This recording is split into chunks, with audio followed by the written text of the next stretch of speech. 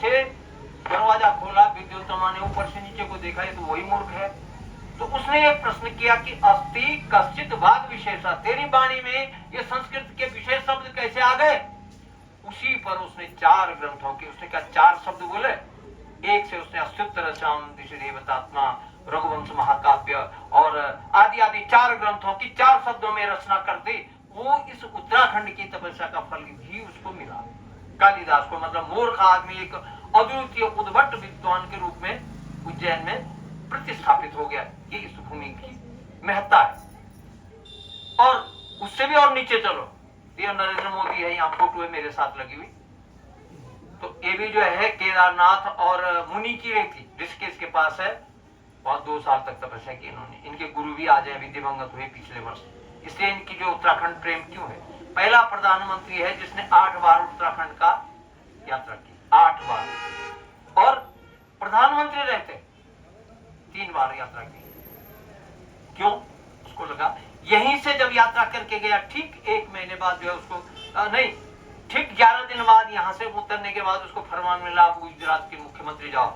विधायक नहीं, एमपी ने कुछ नहीं, मुख्यमंत्री, और दूसरी बार सीधे प्रधानमंत्री। ये तपस्या का ही फल है। अनादिकाल से हमारा दर्शन मिलता है। सनकादिक 88,000 ऋषियों ने, 2 प्रकार के ऋषि, एक सनकादिक एक सौनकादिक। तो सौनकादिक 88,000 है और सनकादिक 4 है। सनंदन सनत कुमार वो बद्रीनाथ में तपस्या कर, यानी कि ऋषि महर्षि जो भी हैं प्रत्यक्ष और अप्रत्यक्ष रूप से आज भी भ्रमित हैं, विद्यमान हैं और तपस्या करते। तो कहाँ है? हिमालय में। इसलिए तपसी नाम तपस्तानम। तो आप लोगों के लिए तपस्या का समय चल रहा है। मैं आगे बताऊंगा आपको कुछ क्या क्या है। तो इस प्रकार से ये देवभूमि की एक संक्षिप्त बात हमने आप लोगों के सामने कही। यहाँ पर 2 प्रकार से लोग आते हैं। 2 कुसुमस्तबकस्यैव द्विवृत्तिश्च मनीषिणः, 2 वृत्ति को लेके आते हैं। कौन सा?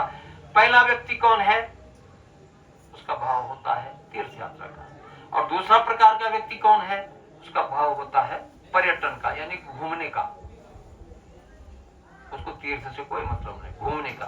घूमने वाला व्यक्ति क्या है? प्रकृति का आनंद लेता है, ठंडे ठंडे झरनों में नहाता है, यहाँ की जो ठंडी हवा है वो उससे आनंद लेता है और उसके बाद जो है घूम करके चला जाता है। और एक व्यक्ति आता है तीर्थ यात्रा का भाव लेकर के। उसको ज्ञान है कि इस भूमि में आने से कुछ मिलता है। जैसे व्यक्ति कहीं एक जगह, एक साइड में बैंक हो, दूसरे में एक खाली गोदाम हो। एक व्यक्ति को पता है वो बैंक को तोड़ेगा, गोदाम की तरफ देखेगा नहीं, क्योंकि यहाँ कुछ न कुछ तो मिलेगा। आगे समझ। वैसे ये बैंक है, यहाँ से कुछ मिलता है, उसको बोलते हैं हमारी आध्यात्म भाषा में पुण्य, मोक्ष। ये यहाँ मिलता है जो दुर्लभ है और उसकी प्राप्ति के लिए आप लोग आए हैं। तो मैं आप लोगों से प्रश्न करता हूं, ईमानदारी से हाथ छाती पे हाथ रख करके बोलना, आप कौन सा भाव लेकर के अपने इंदौर से चले हैं? आप कहां जा रहे हैं, क्यों जा रहे हैं, क्या आपने संकल्प किया? बताओ बताओ।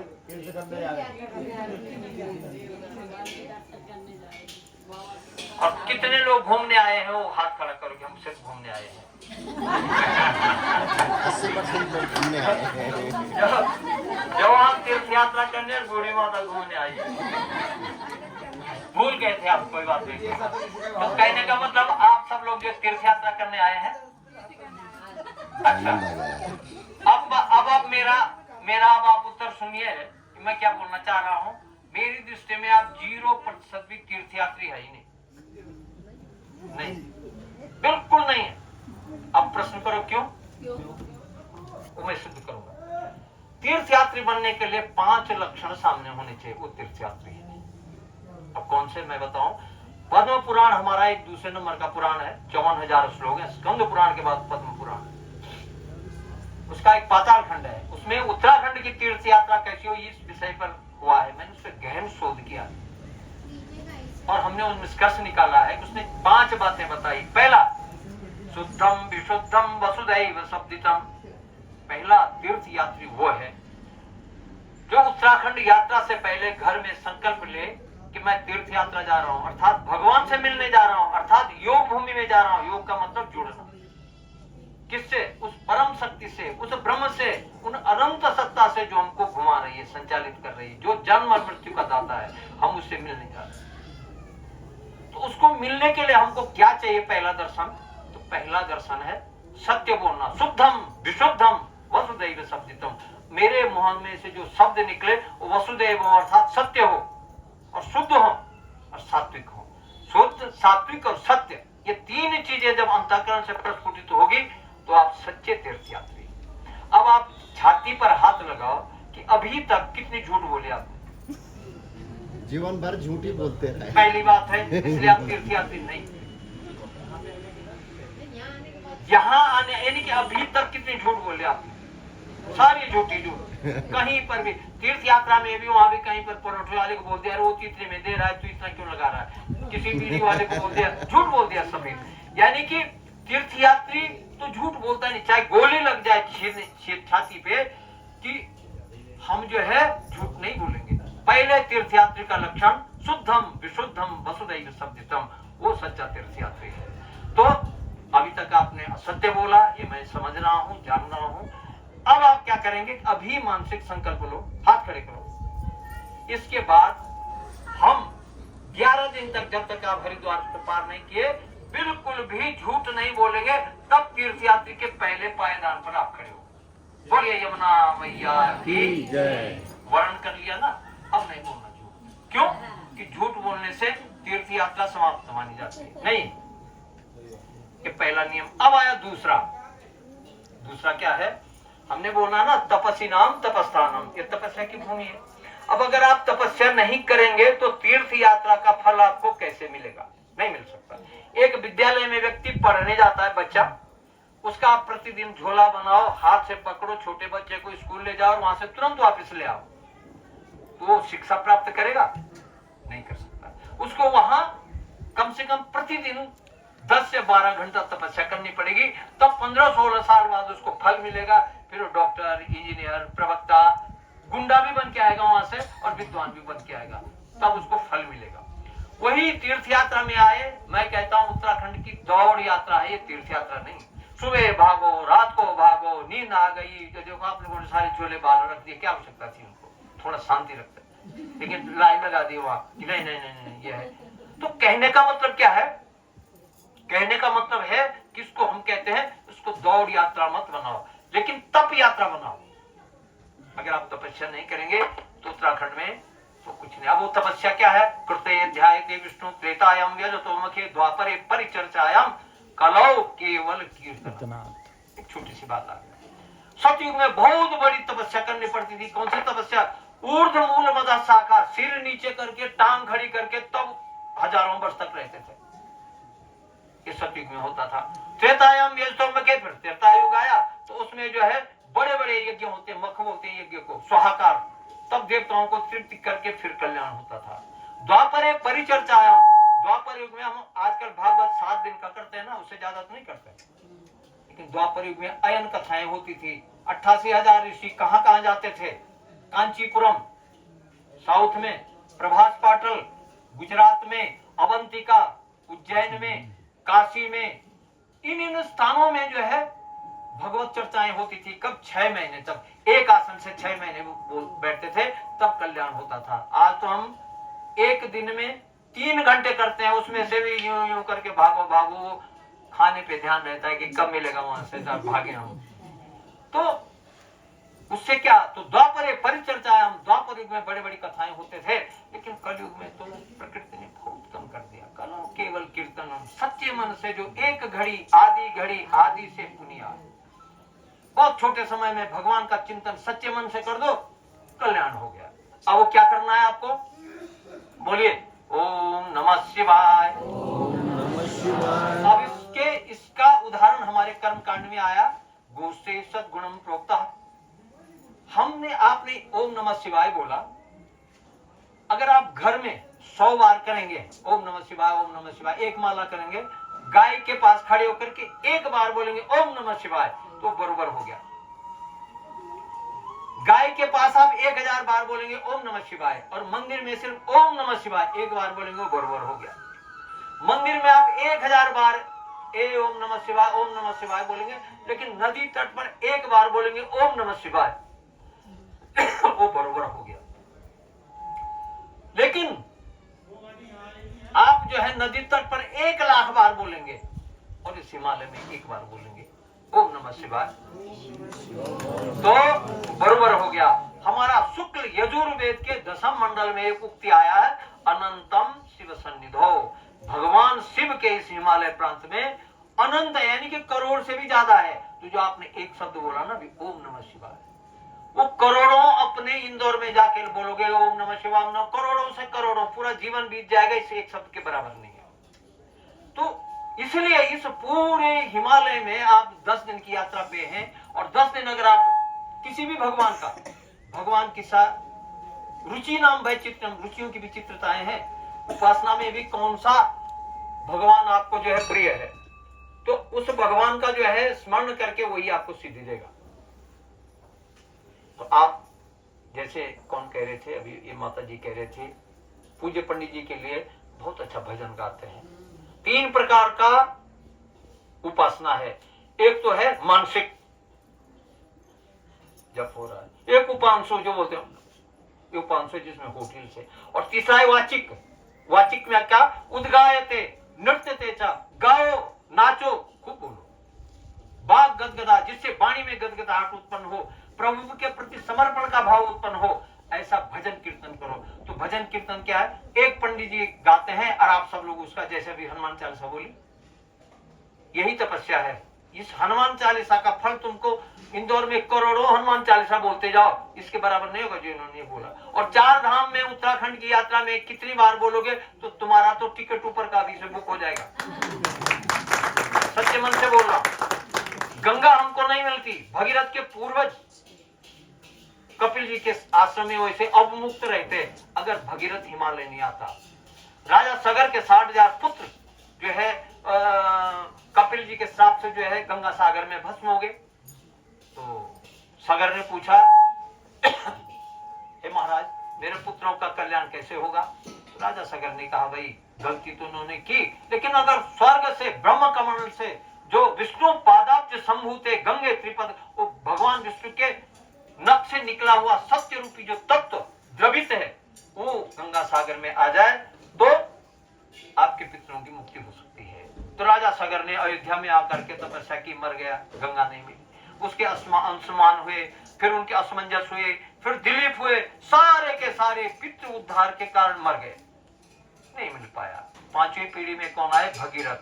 वशिष्ठ से पूछा, प्रभु मेरे पितरों का उद्धार होगा, बेटा तू भी गया, क्यों? तू भी ऐसा ही अयोध्या में तपस्या करेगा, मर जाएगा, क्या करूं? उनका हिमालय इष्टगत्वा, आपको हिमालय में जाना पड़ेगा। उनका महाराज तो अगम्य है, हिमाच्छादित है, वहां कैसे जाऊंगा? उन्होंने कहा यही तो तपस्या है। उन्होंने कहा यत्र सर्वार्थ भावेन वसंते सर्व देवता। उन्होंने कहा अरे भैया वो भगवान का ही घर है, सब देवता वहीं रहते हैं। राष्ट्रपति भवन का एक स्वीपर जो झाड़ू मारता है वो कभी राष्ट्रपति को देखने की कल्पना करेगा? वो तो रोज देख रहा। और यहाँ का कोई बड़ा सेंस आ जाएगा बाहर से, मुख्यमंत्री राष्ट्रपति से मिलना, उसको 50 बार अनुरोध करना पड़ेगा। एक मुख्यमंत्री एक झाड़ू वाला, उसको टाइम लेना पड़ेगा। बोलो साहब कोई समय टाइम ले, आप इस महीने की इस तारीख को आना, फिर आपसे भेंट होगी। जो राष्ट्रपति के घर में जाए उसको भगवान मिल ही जाएगा ना। और जो दूर से बुलाएगा कि आओ आओ आओ, कभी नहीं मिलने वाला।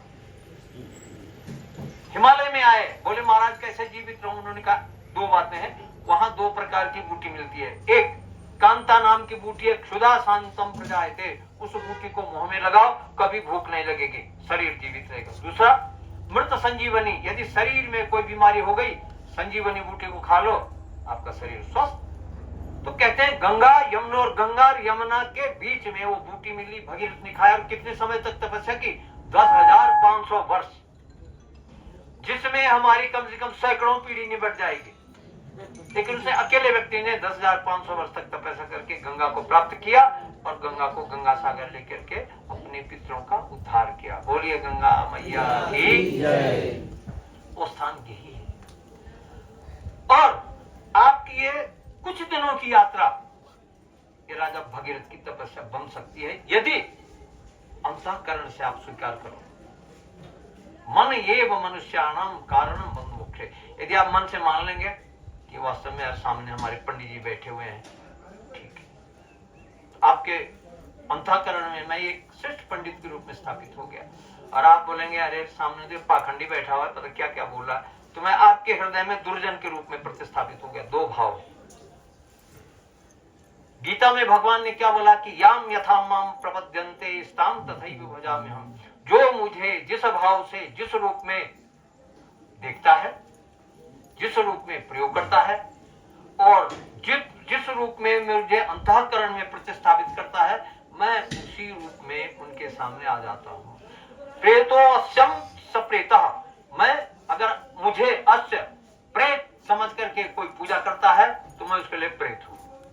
मुझे एक आत्मा समझ करके यजन करता है, मैं उसके लिए आत्मा हूँ। मुझे अगर ईश्वर के रूप में प्रतिस्थापित करता है, मैं भगवान हूँ। और मुझे मित्र के रूप में वर्ण करता है, मैं मित्र हूँ, है ना।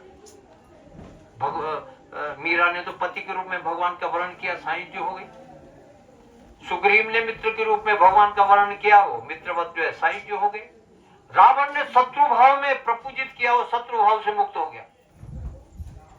यानी कि सोने को अगर फेंको खोपड़ी पे, रक्त निकलेगा, तुम्हारे हाथ में आ गया, वो सोने का भाव देगा। और किसी ने प्रेम से आपके हाथ में सोना दे दिया, उसका भी वही कीमत है, वो भी सोना ही है, उसका भी उतना ही मूल्य मिलेगा। यानी कि ईश्वर को जिस भी रूप में आप वर्ण करेंगे, प्रकृति को जिस रूप में वर्ण करेंगे, उसी रूप में आपके सामने प्राकट्य होगा। अरे मेरी बात को समझ में। तो दूसरा जो वो भाव है तीर्थयात्री का, वो है क्या? तपस्या। और तपस्या क्या है? सिर्फ भजन करना, ईश्वर का चिंतन करना। बस जितना भजन होगा उतनी जल्दी मुक्ति होगी। जितना, और मैं ईमानदारी से कह रहा हूं, इस भजन के प्रभाव से इस चार धाम में न जाने कहां, किस होटल में, किस वृक्ष के नीचे, किस पत्थर के ऊपर, किसी व्यक्ति के रूप में भगवान के साक्षात्कार आपको होंगे। क्योंकि यहाँ तो कण कण में दैवीय और ईश्वरीय तत्व विद्यमान है, एक कण में। सामान्य बात छोड़ो, कण कण में, क्योंकि यह देवताओं का ही घर है, देवों का ही स्थान है। न जाने कहां पर, किस भाव में, किस रूप में जो है आपको भगवान दर्शन होंगे और आपका हृदय का परिवर्तन होगा। बोलिए यमुना मैया की जय। दूसरा तीर्थयात्री का जो कर्तव्य है वो तपस्या करना है। अब तीसरा क्या है? आपने बोला, पंडित जी ने बोला सत्य बोलो, हमने संकल्प ले लिया, भगवान का तपस्या, ओम नमः शिवाय, राम राम, जय हनुमान, सब बोल रहे हैं। लेकिन आप क्या है, आप अगर दो भाव को लेके जी रहे हैं, फिर भी अधूरे हैं आप। कौन सा?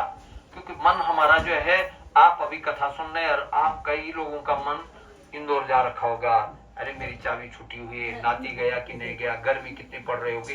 ये जो मन का जो हमारा विघ्न है, हर सत्कर्म में सबले पहले विघ्न आता है। हम कर्म कांड करवाते हैं तो पहला मंत्र प्रेतों का बोलते हैं, भूतों का बोलते हैं, शांति का बोलते हैं। ये भूतानाम अधिपतयो विशिखासकवर्धिनः ते खागुम सहस्र योजने बधन वानि तन्मसि। जो हमारे अच्छे काम में विघ्न आ रहे हैं, सबसे पहले हम आपको प्रणाम करते हैं, है ना? कहते हैं आपके जीवन में कोई दुर्जन आए ना, गंदा आदमी आए, स्वार्थी आए, उसको पहले प्रणाम करना है। एक अच्छा आदमी, पंडित बैठा है, श्रेष्ठ बैठा है, विद्वान बैठा है, और एक महामूर्ख जड़ खल बैठा हुआ है, तो अगर तुम जाओ तो क्या करो? पहले उस मूर्ख को प्रणाम करो। दुर्जनम प्रथमम वंदे सज्जनम तदनंतरम। जैसे हम अपने शरीर में क्या करते हैं कि गुह्य प्रक्षालनम आदौ पश्चात मुख। आप शौच क्रिया में जाते हैं ना, जाते हो नहीं जाते हो? सब लोग जाते हैं। तो आप पहले मुख धोते हैं कि अपने गंदे स्थान को धोते हैं? बताओ। तो गुह्य प्रक्षालनम आदौ पश्चात मुख प्रक्षालनम। वैसे दुर्जनम प्रथमम वंदे, जीवन का एक सूत्र बांध लेना। पंडित जी ने बोला था, आपके जीवन में सबसे घटिया, सबसे आपका विरोधी, सबसे आपका दुश्मन हो, उसको पहले प्रणाम कर दो। बस वो खुश हो गया तो सज्जन तो अपने आप ही हो जाएगा। वो तो सज्जन है, उसकी तो वृत्ति है, वो कभी भी दुर्जन नहीं बन सकता। तो कोई बड़ा पंडित, बड़ा विद्वान, बड़ा बुजुर्ग बैठा है, उसको बाद में करना। छल, छिद्र, कपट, प्रपंच से भरा हुआ जो क्षुद्र आदमी है, उसको पहले नमस्कार करना, उसको खूब पांव पकड़ के खोपड़ी पे लगाना, वो खुश हो जाएगा। ये सूत्र और सिद्धांत है। तो कहने का मतलब क्या है? ये मन है, ये हमारे शरीर के 30 तत्वों का क्षुद्र है। ये मन जो है भटकता है, ये व्यक्ति को संचित नहीं रहने देता।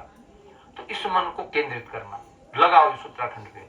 और अगर आपका मन उधर है, क्रिया इधर है, तो दुविधा हो गए। फिर दुविधा में दोनों गए, माया मिलेंगे राम। भगवान रामचरितमानस में क्या कहा? निर्मल मन तन सो मोहि पावा। वही कपट छल छिद्र न भव। उन्होंने कहा ऐसे लोग हम मुझे स्वीकार्य नहीं है जिनके मन में कपट हो, छल हो, प्रपंच हो। ऐसा नहीं, निर्मल मन करो और सब भूल जाओ 11 दिन तक कि हम इंदौर के है ही नहीं, तो कहां के हम तो भगवान को मिलने आ रखे हैं। इसको बोलते हैं हठ योग। एक तरफ से हमको गोली लगे, बरसा लगे, जैसे कल बारिश में भीगे, आप भीगे ना, ये हठ योग की वृत्ति है। अगर वहां पर बोलेंगे ना हम क्यों आए, क्या किया, ऐसा बात की तीर्थ यात्रा वहीं खत्म। क्यों किंतु परंतु नहीं बोलो, जो वर्षा हो रही है भी हमारे लिए प्रसाद है। दूसरी बात क्या है कि जब आप मन से जो यात्रा करेंगे, मन को केंद्रित करेंगे, एक भाव एक मंत्र है, त्वदीयम वस्तु गोविंदम तुभ्यम में समर्पय। ये शरीर किसने दिया? हे गोविंद, हे ईश्वर तुमने दिया, और इसको ही हम समर्पण कर रहे हैं। तो मार ले, तार ले, कष्ट दे, हम स्वीकार करते हैं। फिर आप तीसरे नंबर के तीर्थ यात्री। चौथा, ये जो तीर्थ है ये मोक्ष परक तीर्थ है, कामना परक तीर्थ नहीं, बिल्कुल नहीं। अब आप यहाँ मांगेंगे भगवान, हम जब मंदिर में रहते हैं तो माताएं खासकर बोलती हैं पंडित जी आशीर्वाद दो, माता जी क्या हो गया, अरे हमारी तो अच्छी दुकान थी बंद हो गई, न जाने किसकी नजर लगी, वो खुल जाए। ठीक है माता जी आशीर्वाद। हमारा तो मकान ही नहीं बन रहा है, जीवन निकल गया, हमारा मकान बनेगा, ऐसा आशीर्वाद हो। चलो ये भी आशीर्वाद हो। मेरे तो घर में दुश्मन पड़े हैं दुनिया भर के, वो दुश्मनों का नाश हो जाए, ये भी आशीर्वाद। और कोई कोई तो ताजुब तब होता है जब बोलते हैं माँ महाराज मेरे तो घुटनों में दर्द हो रहा है, क्या करें, ये घुटने के दर्द ठीक होंगे, अब माता जी हो जाएगा। यानी कि क्षणिक कामनाएं जो नगण्य है। आपको तीर्थ यात्रा में सोने का एक पिंड मिल गया, बिस्किट मिल गए 1000 बिस्किट, और घर ले गए, तो कितने साल जीने वाले आप? ये माता जी है 5 साल से ज्यादा नहीं, दूसरे हैं कोई 10 साल, कोई 20 साल, हम हैं हम भी 8-10 साल से ज्यादा नहीं जीने वाले। सत्य बता रहा हूं, व्यक्ति की औसत आयु कलयुग के 5300 वर्ष व्यतीत हो गए, अब आयु 70 वर्ष की रह गई मात्र। 70 के बाद क्या जीर्णता हम बता, यानी कि वो ऐसा व्यक्ति हो जाए 60 साल के बाद, भाई सोचो, सरकारी बोलती है पेंसिल ले लो, तुम मेरे काम के रहे नहीं, जाओ घर जाओ। तो 70 साल के बाद जीवन कैसा होगा? जीर्णताम गता, भागवत कहता है, वो है ही नहीं किसी काम का। तो उस समय हमारी एक जबान चलती है, और उस जबान से सत्कर्म क्या करो, भगवान का भजन करो, बस। और कुछ तो हो ही नहीं सकता। हम तो शरीर को उठा नहीं सकते, तो क्या करें?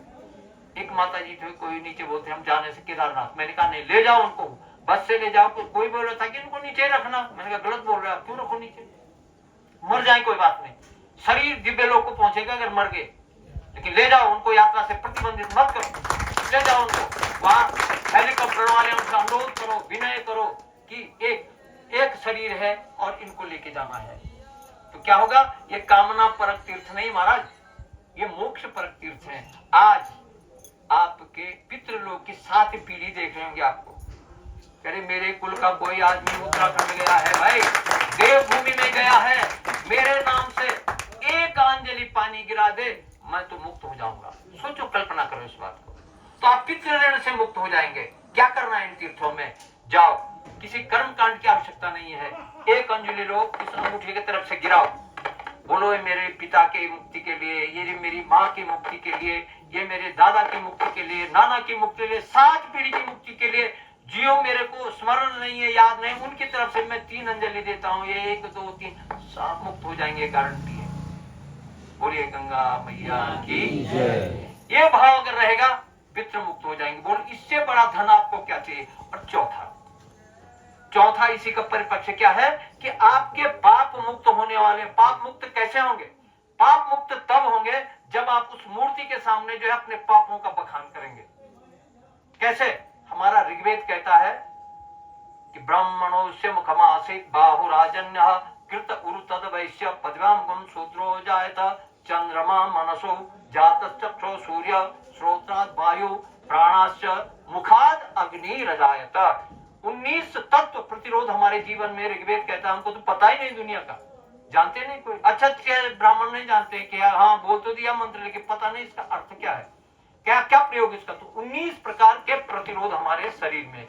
विज्ञान ने तो उसको माना कि भाई इसकी प्रतिरोधक क्षमता अगर तीव्र है तो सामने से आने वाली बीमारी और वो कीटाणु लड़ते हैं। जिसकी प्रतिरोधक क्षमता पुष्ट है उसको बीमारी नहीं लगेगी, और जिसके कमजोर है उसको लग जाएगी। हमारे वेद ने कहा है 19 प्रतिरोध हमारे शरीर में है।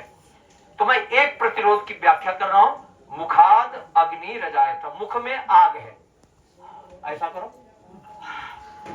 कूलर जैसा, हीटर जैसी हवा आ रही नहीं, 0 डिग्री तापमान का एक पानी मुंह में डालो, चंद मिनट में उसको उल्टी करो, भाप देगा, देखना सामने से भाप देगा। यानी कि 1000 सेल्सियस तापमान की ऊर्जा हमारे शरीर में है। हमारे शरीर में 9 प्रकार की वायु है, प्राण, अपान, समान, व्यान, नाग, सुग्न, किंकरी, देवदत्त, धनंजय, 7 प्रकार की हवा है। उन 50 प्रकार की ऊर्जा हमारे शरीर में है। पावन ऊर्जा, गर्मी, जैसे पेट में हमारी जठर अग्नि है, पचाती है। पावक, दाहक आदि जो है, ये एक अग्नि ऐसे जो सबको जलाती है, एक अग्नि ऐसे जो लकड़ी को जलाती है, एक अग्नि ऐसे जो हमारे शब्दों को जला रही है। तो ये जो मुख में जो अग्नि है, इस शब्दों को जलाने का काम करती है। मेरे शब्द जो प्रस्फुटित हो रहे हैं, वो जल रहे हैं। अब सिद्धांत क्या है शरीर का, विज्ञान का सिद्धांत क्या है कि मेरे शब्दों में जो अच्छी बात आ रही है आप सुन तो रहे हैं, लेकिन जल रही है, और मेरे शब्दों में जो गंदी बात आ रही है वो भी जल रही है।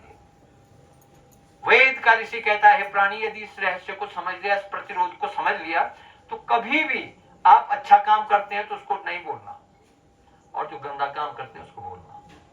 दान जो है छाप करके नहीं देना, छुपा करके देना। आपने, एक बहन ने एक लोटा किसी को पानी का पिलाया, सत्कर्म है, और बोल दिया मैंने तो इसको पानी पिलाया, वो पुण्य नष्ट हो गया। यदि आपने पानी पिलाया, हाथ जोड़ा, चुप हो गए, एफडी बन गई आपके सत्कर्म के, इसने पानी का लोटा पिलाया। प्रकृति कभी किससे छुपती नहीं। और मैंने इसको गाली दे दी, अनाचार कर दिया, चुप हो गया। आजकल उल्टा है। क्या कोई आदमी 4 आदमियों के बीच में बोलता है कि मैं तो चरित्रहीन हूं यार, क्या करूं? बोला किसी ने? बोला हाथ खड़ा करो जिसने बोला, नहीं बोला। लेकिन मैं तो बहुत अच्छा काम हूं, समाज की सेवा करता हूं, ये किसने बोला? तो सब ने बोला। राजा ययाति शरीर सहित स्वर्ग गया। राजा इंद्र बड़ा चालाक, बहुत यज्ञ और पुरुषार्थ किए उसने, गद्दी पे बिठाया। बोले महाराज, अपनी सारी पत्नियों को लगा दिया कि कोई इसके पांव दबा, कोई इस पे पंखा लगाओ, कोई इसको सुरापान करवाओ, और सारी आ गई। तो देवलोक की प्रकृति थी, और राजा भूल गया उस आसन पे बैठ करके, और इंद्र पांव पे खड़ा हो गया। महाराज, आप कैसे शरीर सहित स्वर्ग आ गए? ये कौन, क्या किया आपने? कह रहे कैसा इंद्र है तू, तुमको पता नहीं कि मैंने कितने सर्व कर्म किए? महाराज बोलो ना, क्या क्या किया, मेरे को नहीं पता। अरे देख, मैंने इतने अनाथ आश्रम खोले, इतने यज्ञ किए, इतने कन्यादान किए, इतने जो है गौशालाएं की, इतने लड़कियों का जो है वो उद्धार किया, इतनी संत सेवा की, इतने भोजनालय खोले। उनका और सब बक दिया। और जैसे चंद मिनट हुए, 5 मिनट 10 मिनट में व्याख्या पूरी हुई, उसने कहा और क्या, बस सब बोल दिया। बस इंद्र ने अपने देवदूत से पत्नियों को बोला हटो, हटे। बोला इसको अब उल्टा करके लात मारो इसको नीचे। और राजा आए थे, उन्होंने कहा है मैंने तो अक्षय पुण्य किया है, मैं तो हजारों वर्ष के लिए यहाँ आया हूँ। उसने कहा क्षीणे पुण्य मृत्यु लोके विशंति, तेरा जो पुण्य क्षीण हो गया, तेरे को तो फिर वहीं जाना है, भाग यहाँ से। बड़ा आया बन के शरीर से, और फिर वो बीच में लटक गया, त्रिशंकु बन गया। तो कहने का मतलब क्या है, कभी भी अपने अच्छे कामों को बोलना नहीं, गंदे कामों को बोलो। इसलिए मूर्ति पूजा का विधान हमारे सनातन धर्म में आया। मूर्ख लोग पूछते हैं कि तुम लोग तो पत्थर और मिट्टी की मूर्ति पूजते हैं।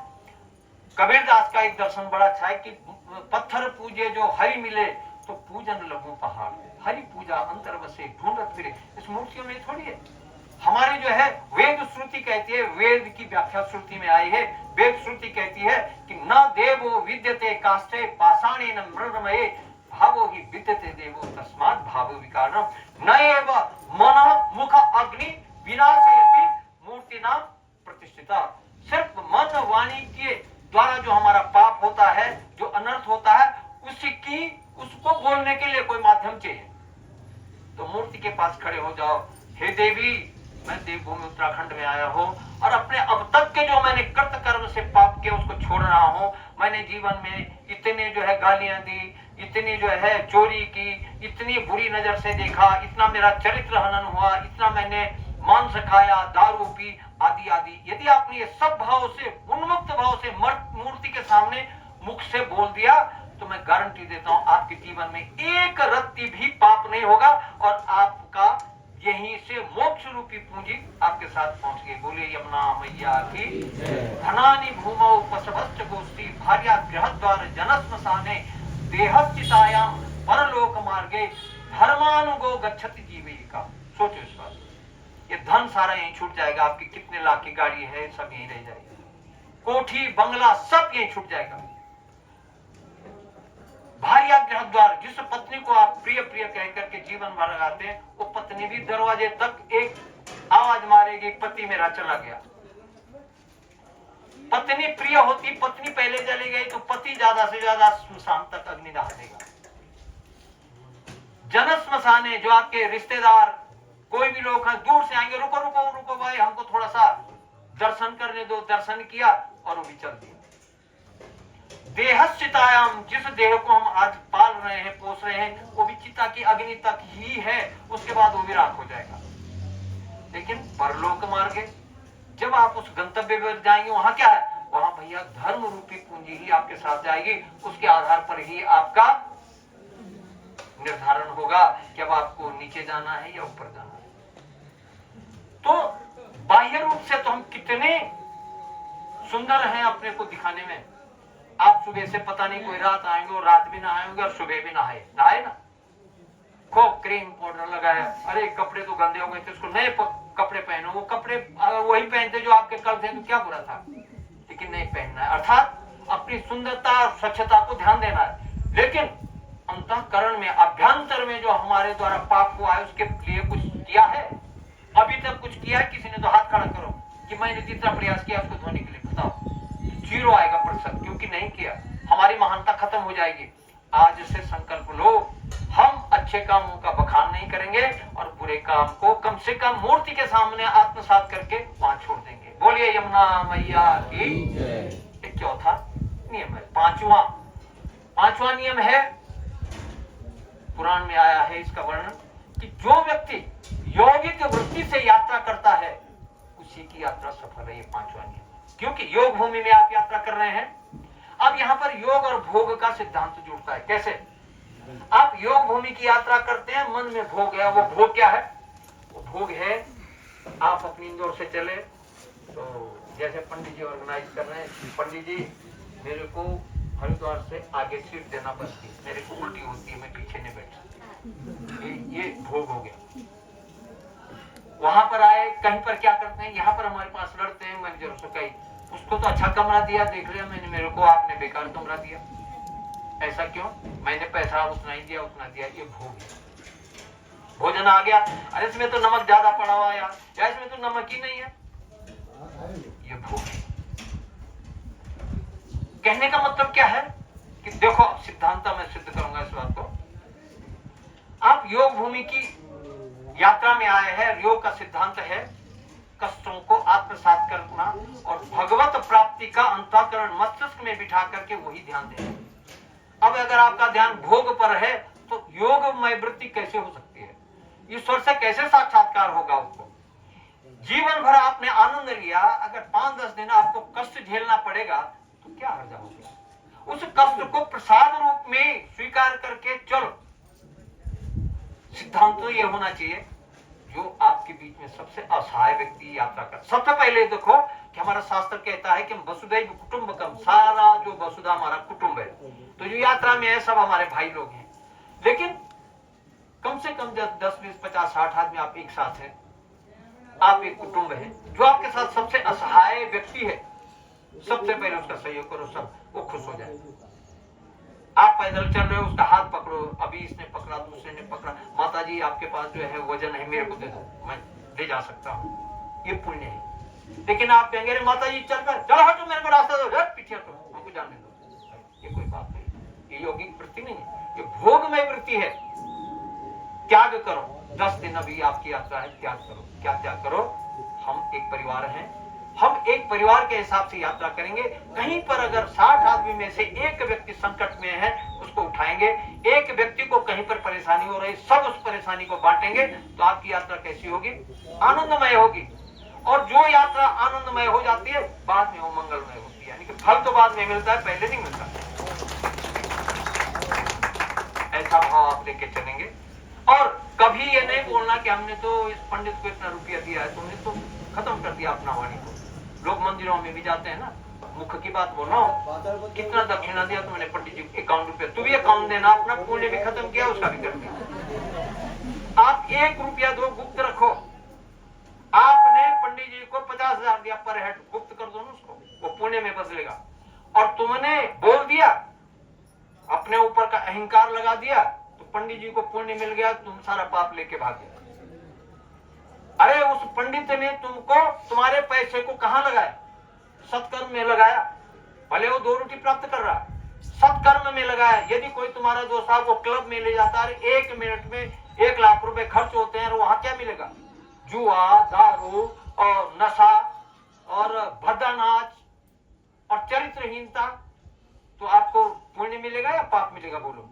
पैसा खर्च हुआ 1 लाख, यहां तुमने 30,000 रुपए दिए होंगे, 25,000 दिए होंगे, और 11 दिन की तीर्थ यात्रा तरती अनेना सब तीर्थ वहां लेके जा रहे हैं, तो इस पैसे का पुण्य मिलेगा या पाप मिलेगा? बोलो। तो उस पुण्य को अगर तुम बोल बोल करके नष्ट कर दोगे, तो तुम्हारा कैसे तीर्थयात्री हो? बोलो। इसलिए अभी से वचन करना। हर आदमी वो पंडित है जो यात्रा करवा रहा है। यदि खाने में विलंब होती है, तुम पंडित की जगह खड़े हो जाओ, अरे हम भी किस में आए, लो भाई ऐसा खाना बनाओ। अगर यार खाना देने वालों की कमी है तो खुद ले लो, एक जवान आदमी 2-4 उठो, लो भाई लो खाओ, बाद में हम 2 रोटी खा लेंगे, तो क्या होता है? और उससे भी आगे मैं एक छोटी सी बात और बोलूंगा। दे धन धन्य प्रथम गति जाके। धन तो सब कमाते हैं ना, कौन नहीं कमाता? हम भी कमाते हैं, आप भी कमाते हैं।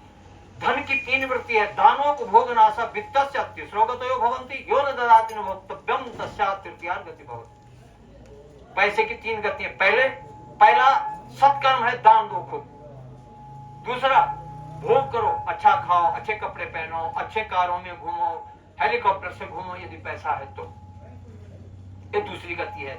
यो न ददाति न भोक्तव्यम, न सत्कर्म करता है, दान करता है, न खाता पीता है, न भोग करता है, तो उसका पैसा कहां जाएगा? तृतीय गति। तीसरी गति क्या है? चोरी, व्यसन, चरित्रहीनता, अदालत, कोर्ट, और अंत में रोग। डॉक्टरों के पास सारा पैसा चल जाए। क्या कभी डॉक्टरों के पास कोई बोलता था कि इसका पैसा कम करो? वो कहते हैं भैया बीमारी ठीक करो, पैसा जो भी है ले लो। लेकिन सत्कर्म में हम जो है मूल भाव करते हैं, एक कष्ट है। तो इस बात को वृत्ति को करके हम तो कहते हैं जो संकल्प करके आपने लाया है, और अंत में अगर इंदौर जाते हैं तो अपनी ओर से जिन्होंने तुमको सतमार्ग में ले जाए, खूब धन दो उनको, और दो, वो छोड़ो तुमने क्या दिया किराया, जो बचता है जेब में लो, पंडित जी आपके लिए है। कितने भाग्यशाली आप कि ब्राह्मण आपका मार्गदर्शक है। बहुत बड़े भाग्यशाली है, ब्राह्मण आपका मार्गदर्शक है, यात्रा करवा रहा है। यदि इसको खूब सहयोग मिलेगा तो अगले समय और मन लगा के यात्रियों को लाएगा, और न जाने कितनों का कल्याण करवाएगा, यह हम नहीं कह सकते। खुद का तो कल्याण कर ही रहा है, लेकिन औरों का भी कल्याण होगा, और तब होगा जब उनको कुछ मिलेगा। ये है दान। दान से जो है क्या कहते हैं? दान से जो है पाप भी कटते हैं। इसलिए बोलो कौन कौन लोग मेरी बात से सहमत है? हाथ खड़े करो। तो लगभग सभी लोग हैं, बहुत अच्छी बात है। और अवश्य ही जो है ब्राह्मणों को सेवा करो, ब्राह्मणों को पुष्ट करोगे तो तुम्हारी यात्रा 10 गुनी सफल होगी। बोलिए यमुना मैया की। इस प्रकार ये 5 चीजों का अगर आप ध्यान करेंगे तब आप तीर्थयात्री हैं। अब आप बोलो कि अब तक तीर्थयात्री थे आप या नहीं थे? अब बोलो आप। और आपने शुरू में बोला हाँ तीर्थयात्री, हम तीर्थ यात्रा करने गए। सॉफ्टवेयर अब अपडेट हुआ है सबका, इसलिए इसके बाद आप तीर्थयात्री हैं। अब मैं उत्तराखंड पे आता हूँ। 3 विषय पूरे हो गए हमारे। उत्तराखंड का परिचय, तीर्थ यात्रा कैसी हो, इस उत्तराखंड में क्या लेके जाना है, तो क्या लेके जाना है ये शब्द सबसे बड़ा है। और अब बोलो अपने दिमाग से लगाओ, मेरा प्रश्न है आप क्या लेके जा रहे हैं यहाँ से? कुछ भी नहीं, नहीं, पुण्य लेके जा रहे हैं और मोक्ष लेके जा रहे हैं। ये दुर्लभ 2 चीजें हैं, ये आपको यहाँ से मिलने वाली है। लेकिन कब मिलेगी? जब तीर्थयात्री बनेंगे। पर्यटक बनेंगे तो नहीं मिलेगी, तीर्थयात्री बनेंगे ये चीज मिलेगी और आपका जीवन धन्य हो जाएगा। अब इस उत्तराखंड उत्तराखंड में आप क्या देखेंगे। तो इस उत्तराखंड में 7 बड़े तीर्थ हैं। अब मैं बहुत जल्दी में बोलता हूँ क्योंकि आप लोगों का भी आगे का लक्ष्य है। वैसे चिंता वाली बात नहीं है, अब यात्रा बड़ी अच्छी है। सिर्फ 3 घंटे का रास्ता है जहां आपका गंतव्य उत्तरकाशी। 3 घंटा, 4 ही घंटे मानो। अगर तुम यहाँ से 1 बजे भी चलेंगे तो 5 बजे पहुंच जाएंगे। रास्ते में एक जगह है, 1 घंटा वहां लगता है, लेकिन फिर भी ये जो चीजें आपको 4 धाम में कहीं नहीं मिलेगी जो मैं बता रहा हूं।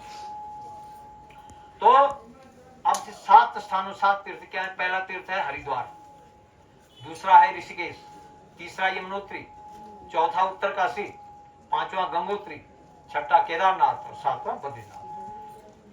हरिद्वार जो है भू से प्रारंभ होता है। भू समझते हो, पृथ्वी। हरिद्वार का संबंध पृथ्वी से है। तो हमारे पंडित जी कहते थे मैं गायत्री का उपासक हूं। तो 7 लोक ऊपर हैं, आपकी 7 लोक की ऊर्ध्वगामी यात्रा हो रही है, अधोगामी नहीं। ऊर्ध्वगामी यात्रा है, भू से प्रारंभ होकर के सत्य पर आपकी यात्रा समाप्त हो रही है। सत्य लोक कौन है, जहां भगवान विष्णु 64 कलाओं से पूर्ण योग मुद्रा में बद्रीनाथ जी में विद्यमान है। तो भू भुवा स्व महाजना तप और सत्य। तो भू से यात्रा प्रारंभ होकर के सत्य पे समाप्त हो रही है। यह है आपकी यात्रा। अब आप अंतःकरण से ध्यान लगा के, मन लगा के करें तो आपकी गायत्री 7 धाम भी पूर्ण हो गई। ये 4 जो धाम है उत्तराखंड के, वो 4 धाम क्या है। तो ये 4 धाम अलौकिक पुरुषार्थ हैं। 4 पुरुषार्थ हमारे जीवन के होते हैं, धर्म, अर्थ, काम और मोक्ष। ये हमारे लौकिक पुरुषार्थ है। धर्म और मोक्ष के बीच में काम और अर्थ को रख लिया। धर्म के बाद अर्थ आया। हम अर्थ पैसा कमाएं लेकिन हमारा धर्म न बिगड़े, और हम कामनाओं का भोग करें, हमारा मोक्ष न बिगड़े। इतना भोग करें कि हमारा मोक्ष खत्म न हो जाए, हम उसी में निलिप्त हो जाए कामनाओं में। तो इसलिए धर्म, अर्थ, काम, मोक्ष, धर्म और मोक्ष के बीच में अर्थ और कामना को क्रिकेट करते हैं। ये है लौकिक पुरुषार्थ। अब अलौकिक पुरुषार्थ क्या है। अलौकिक पुरुषार्थ इस 4 धाम में विद्यमान है। क्या, कल आपने जिस तीर्थ का स्नान, दर्शन, पूजन किया, ये भक्ति तीर्थ है। भाई समझ, भागवत सुना आप लोगों ने, आपने सुना है। भागवत के प्रथम महत्व में आता है ज्ञान, भक्ति और वैराग्य। बूढ़े हो गए, कोई मानने वाला नहीं था, तो वैराग्य पूरे भारत में भ्रमण करके जब वृंदावन आए, जैसे यमुना तट पर आए, वहां भक्ति जीवित थी, तो ज्ञान और वैराग्य की मां जवान हो गई और ज्ञान और वैराग्य बूढ़े ही रहे। तो यमुना का तट भक्ति का तट, यहाँ भक्ति जीवित है।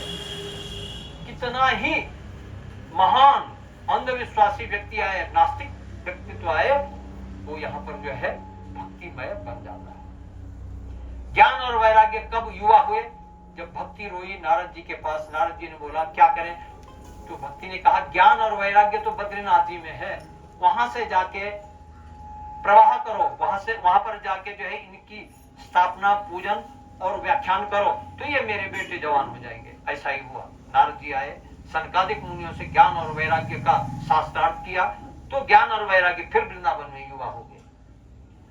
तो इन सारे तत्वों के जो है 4 इसको अलौकिक पुरुषार्थ दिया है। वो 4 अलौकिक पुरुषार्थ है भक्ति। भक्ति का पूजन, दर्शन जिसके जीवन में आ जाता है, फिर ज्ञान चक्षु। ज्ञान कहाँ है हमारे पास ज्ञान। हाँ, ये जो है ज्ञान है। ये तीसरा नेत्र ज्ञान नेत्र है, इसको आज्ञा चक्र कहते हैं और इसको ज्ञान नेत्र कहते हैं। और ये तीसरा नेत्र सबके पास है, हम टीका करते हैं तो टीके के साथ इसका स्पंदन होना चाहिए, यूं लगाते हैं इस उंगली से। ये इसका जो है एक इलेक्ट्रिक सिद्धांत है। इस और उंगलियों से टीका लगाएंगे तो ये जागृत नहीं होगा, अगर इससे हम टीका लगाते हैं तो जागृत होगा। आप भी करना रोज, कुछ नहीं तो पानी का ही टीका लगा दे, लेकिन आपका ज्ञान चक्षु खुलेगा। तो इससे क्या है, हमारा ज्ञान चक्षु खुल गया।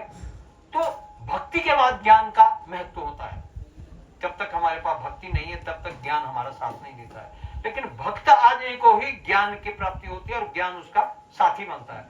भक्ति और ज्ञान के दर्शन पूजन हो जाए, फिर वैराग्य का मार्ग खुलता है अपने आप ही। और वैराग्य कौन है, केदारनाथ जी। नमामि समीशान निर्वाण रूपम, जो निर्वाण है, निरंतर है और कल्याणमय है, सकरोति कल्याणम इत शंकर, जो कल्याण को ही करने वाला है, ऐसे शिव के दर्शन होते हैं। वो वैराग्य रूप व्यक्ति के जीवन में आता है। और ज्ञान भक्ति और वैराग्य जब त्रिपुटी व्यक्ति के पास आ जाए, पूजन दर्शन हो जाए, मस्तिष्क खुल जाए, तो क्या होता है, फिर मोक्ष के दर्शन होते हैं। और मोक्ष का जो तीर्थ है वो श्री बद्रीनाथ जी है। यद गत्वा न निवर्तन्ते तद्धामम परमम मम, जहां पर सिर्फ पहुंचने पर ही मुक्ति होने वाली है, कोई कर्मकांड की आवश्यकता नहीं। ऐसा जो परम धाम है वो श्री बद्रीनाथ जी है, जिसके आपको दर्शन होंगे। तो ये अलौकिक पुरुषार्थ आपके जीवन को प्राप्त होने वाला है, इसको ध्यान रखना। भक्ति, ज्ञान, वैराग्य और फिर मोक्ष, ये उत्तराखंड के 4 धाम। अब ये 7 जगह क्या क्या नाम से विख्यात है? अयोध्या, मथुरा, माया, काशी, कंची, अवंतिका, पुरी, द्वारावतिश्चैव सप्तैता मोक्षदायिनी। 7 मोक्षदायिनी पुरियों में से मायापुरी हरिद्वार का नाम है, जो आप दर्शन कर चुके हैं। मायापुरी वहां का नाम क्यों हुआ? क्योंकि भगवान ब्रह्मा ने जब सृष्टि की रचना की तो पहले 4 पुत्रों को जन्म दिया, सनंद, सनंदन, सनातन, सनत कुमार। सबने कहा हम प्रकृति में नहीं जाएंगे। ब्रह्मा ने कहा भगवान विष्णु जो परम तत्व है उनके द्वारा मुझे प्राप्त हुआ, एक हो हम बहुत श्यामा, मैं एक हूं अनेक हो जाऊं तो कैसे होंगे जब तुम नहीं जाएंगे। तो ब्रह्मा जी ने कहा कि आप जो है आगे सृष्टि का संचार करो। उनका नहीं नहीं नहीं, हम तो उसी पर ब्रह्म को खोजेंगे जिसने तुमको पैदा किया, हम आपके चक्कर में नहीं आने वाले। वैराग्य को प्राप्त हो गए। उसके बाद जो है फिर 10 पुत्रों को जन्म दिया। वो 10 कौन है? पुलह, पुलस्त्य, अंगिरा, गौतम, क्रतु, मरीचि, वशिष्ठ और दक्ष, नारद। 10 पुत्रों को जन्म दिया। सबने काम वैराग्य को प्राप्त करते हैं, हम सृष्टि में नहीं जाते हैं। फिर एक पुत्री को जन्म दिया, उसका नाम हुआ मनसा।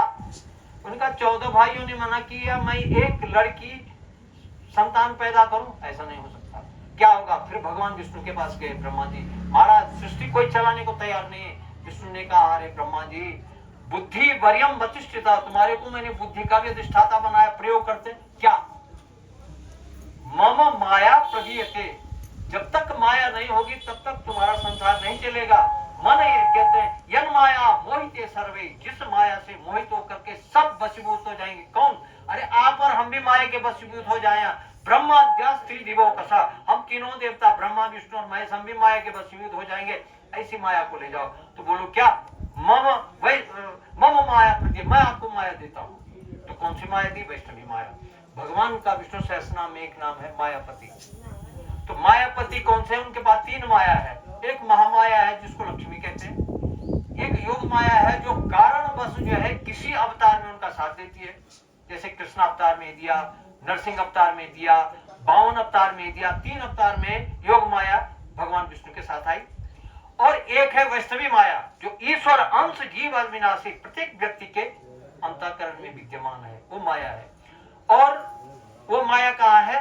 देखो, अंतःकरण चतुष्टय, मन, बुद्धि, चित्त और अहंकार। मन माया है, बाएं स्थान में मन है। बुद्धि ये मध्य स्थान है। चित्त नाभि तल के ऊपर है। और अहंकार दाएं हाथ में। इसलिए किसी भी काम के लिए दायां हाथ पहले उठता है। किसी को मारो, पीटो, उठाओ तो अहंकार पहले जाता है। अब माया ने अपना स्थान मन को चुना और ब्रह्म ने चित्त को चुना। कोई आपका अच्छा काम जब सिद्ध होता है तो बोलते मेरा चित्त प्रसन्न है, और कोई स्वार्थ सिद्ध होता है तो मेरा मन खुश है, फिर चित्त गायब हो जाता है। एक सिद्धांत है, लोगों को पता नहीं है कि ये कैसा हो रहा है। जब आपका कोई अच्छा काम सिद्ध होता है तो बोलते चित्त प्रसन्न, और कोई स्वार्थ सिद्ध होता है तो मन खुश। आ रही समझ में? वही व्यक्ति बोल रहा है, उसको पता नहीं कि मन और चित्त क्या है। तो ये प्रकृति जन्य जो है एक उद्घोषणाएं हैं। तो माया को जो है मन में स्थान मिला। अब सिद्धांत है मन जो है अहंकार चिंतन करता है, माया चिंतन करती है, मन को जागृत करती है, मन अहंकार को जागृत करता है, अहंकार 10 इंद्रियों को जागृत करके फिर हम उल्टा या सुल्टा काम कर बैठते हैं। शरीर का सिद्धांत है। तो माया जब मिली तो हरिद्वार में मरीचि बैठा हुआ था, उसको गया, उसने कहा पिताजी क्या करना है? उनका संसार को चलाओ। तो मरीचि के पुत्र कश्यप, कश्यप से सूर्य, सूर्य से मनु, और मनु से हमारी सृष्टि का विस्तार हुआ। इस संसार चक्र प्रभावित हुआ। इसलिए हरिद्वार का पहला नाम हरिद्वार नहीं मायापुरी। उसके बाद हरिद्वार क्यों पड़ा? अयोध्या के राजा मानदाता को ब्रह्म हत्या का दोष लगा। वो हरि की पैड़ी में आकर के चिंतन किया। ब्रह्मा जी वहां पर विष्णु आए, फिर ब्रह्मा जी ने जो है वहां पर उनको वरदान दिया, जाओ इस स्थान में जो आएगा उसके पितरों की मुक्ति मिलेगी। उसको ब्रह्म कुंड कहते हैं। हरि के चरण पहले पड़े तो मानधाता कहां का राजा है? अयोध्या का, अवध का। तो पांव को अवध में पावड़ी बोलते हैं, इसलिए उस स्थान का नाम पड़ा हरि की पावड़ी। फिर उज्जैन के राजा भोज हुए, उनके 2 पुत्र थे, विक्रमादित्य और भर्तरी। तो नहीं, विक्रमादित्य और भर्तरी। तो उस समय जो है दोनों, भर्तरी बड़े थे और एक बहन थी 9 साल की।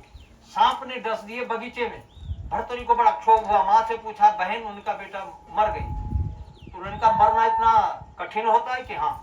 तो बोला मैं मरूंगा नहीं। तो भर्तरी ने प्रण लिया। 16 साल की उम्र जब आई तो नियम होता है राजा राजाओं को, उसको युवराज की दीक्षा दी जाती है, पद दिया जाता है। तो उसने मना कर दिया, मेरे भाई को दो। विक्रमादित्य को युवराज की दीक्षा मिली, उसने घर छोड़ दिया। तो पहले गए पंजाब में, उस समय नानक देव थे। उन्होंने कहा महाराज मैं इस पृथ्वी को छोड़ना चाहता हूँ, मैं मरना नहीं चाहता हूँ, मुझे शिष्य बनना है, लेकिन मेरी शर्त है मुझे कोई अमर कर दे। तो नानक ने कहा भाई मैं तो अमर तो नहीं कर सकता, प्रकृति के विरोध में मैं कैसे जाऊं? तो उन्होंने कहा नहीं। तो बोला आपसे बड़ा संत कौन है? उन्होंने कहा कांचीपुरम में जाओ। तो वो कांचीपुरम में गए, वहां पर रामानुजाचार्य थे। रामानुजाचार्य ने बोला भाई मैं तो वैष्णव दीक्षा दे सकता हूँ, तुम्हारी मोक्ष कर सकता हूँ, लेकिन मैं तुमको अमर नहीं कर सकता। बोलो तुमसे बड़ा कौन है? तो उनका अयोध्या में जाओ। तो वहां जो है क्या करते हो, रामानुजाचार्य नहीं रामानंदाचार्य है। तो उन्होंने कहा भैया मैं तो राम मंत्र की दीक्षा देता हूँ, मैं तो राम उपासक हूँ, आपको राम उपासना का मंत्र चाहिए देता हूँ। उनका नहीं। तो बोला आपसे बड़ा कौन है? उन्होंने कहा आप जाओ कहा? कबीरदास जी के पाओ, काशी के बड़े संत है। तो कबीर ने बोला भैया मैं तो निर्गुण उपासक हूँ और मैं तो निर्गुण दीक्षा दे सकता हूँ आपको। उन्होंने कहा नहीं मुझे तो अमर होना है। उन्होंने कहा आप सीधे गोरखनाथ जाओ, वहां नाथ संप्रदाय के तांत्रिक लोग हैं, है ना, मत्स्येंद्र नाथ और गोरखनाथ की गद्दी है, वहां पर जाओ।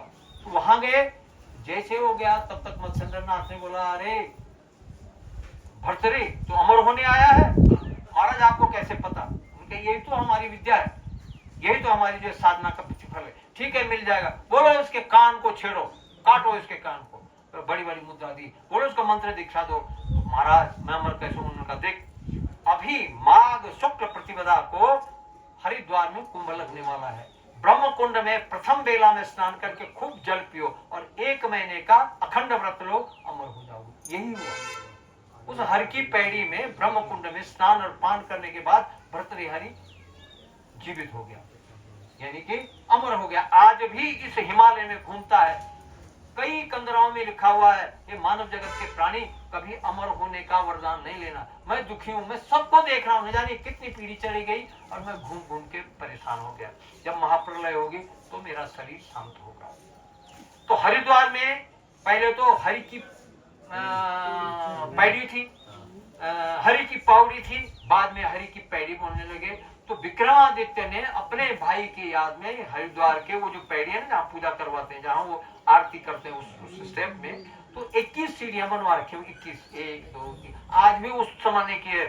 2000 संवत 2003 का वहां पर बोर्ड लगा हुआ है विक्रमादित्य का, जिस हरि की पेड़ी का यानी कि स्टेप का राजा विक्रमादित्य ने अपने भाई भर्तृहरि हरि के याद में स्टेप बनवाया। देख लेना जाते हुए सब उस बोर्ड को देखना। उस समय का है, यानी कि अब से 2000-2500 साल पहले का है। 2080 साल हो रहा है ना, तो 2000 साल का मतलब 3 है, 3 में से यानी कि 2077 साल पुराने आपको स्टेप में लिखा हुआ है, वहां पर प्रत्यक्षता है। तो तब से उस स्थान का नाम क्या हो गया? हरि की पैड़ी। पहले हरि की पावड़ी, फिर हरि की पैड़ी हो गया। 13 अखाड़े वहां हैं, सारे संत महात्माओं का प्रोडक्शन, यानी कि 13 अखाड़े, 52 द्वारे और 84 पंथ का जन्म स्थान है। तो हरिद्वार है ना। गंगा जाने वाले लोग उसको गंगा द्वार कहते हैं, बद्रीनाथ जाने वाला हरिद्वार कहते हैं और केदारनाथ जाने वाले हरिद्वार कहते हैं, भगवान शंकर के पास जाने का मार्ग। इस प्रकार से जो है हरिद्वार का आपको वहां पर वर्णन है। गंगा वहां जो है वामावृत है, दक्षिणावृत वहां पर मंदिर, और दिव्य स्थान है, और वहीं से देवलोक स्वर्गलोक की स्थिति होती है। अब पहुंचते आप हरिद्वार, ये ऋषिकेश, तो वैसा बहुत और भी लंबा चौड़ा है। आपने जो है वो जो ऊपर मनसा देवी देखी, तो मनसा देवी में त्राटक का विधान है। जो व्यक्ति वहां खुली आंख से जो है देवी का दर्शन करता है, तो वहां से एक लेजर निकलती, किरण निकलती है, वो जिसके आंख में चली गई, 2 जगह ये विधान, तो उसका जीवन, जो उसके मन में तत्काल भाव होगा उसको लिख लेना, उसकी मनोवृत्ति पूर्ण होगी। लेकिन वहां तो धक्का देते हैं ना, तो लोग देख भी नहीं पाते ढंग से, त्राटक दूर की बात।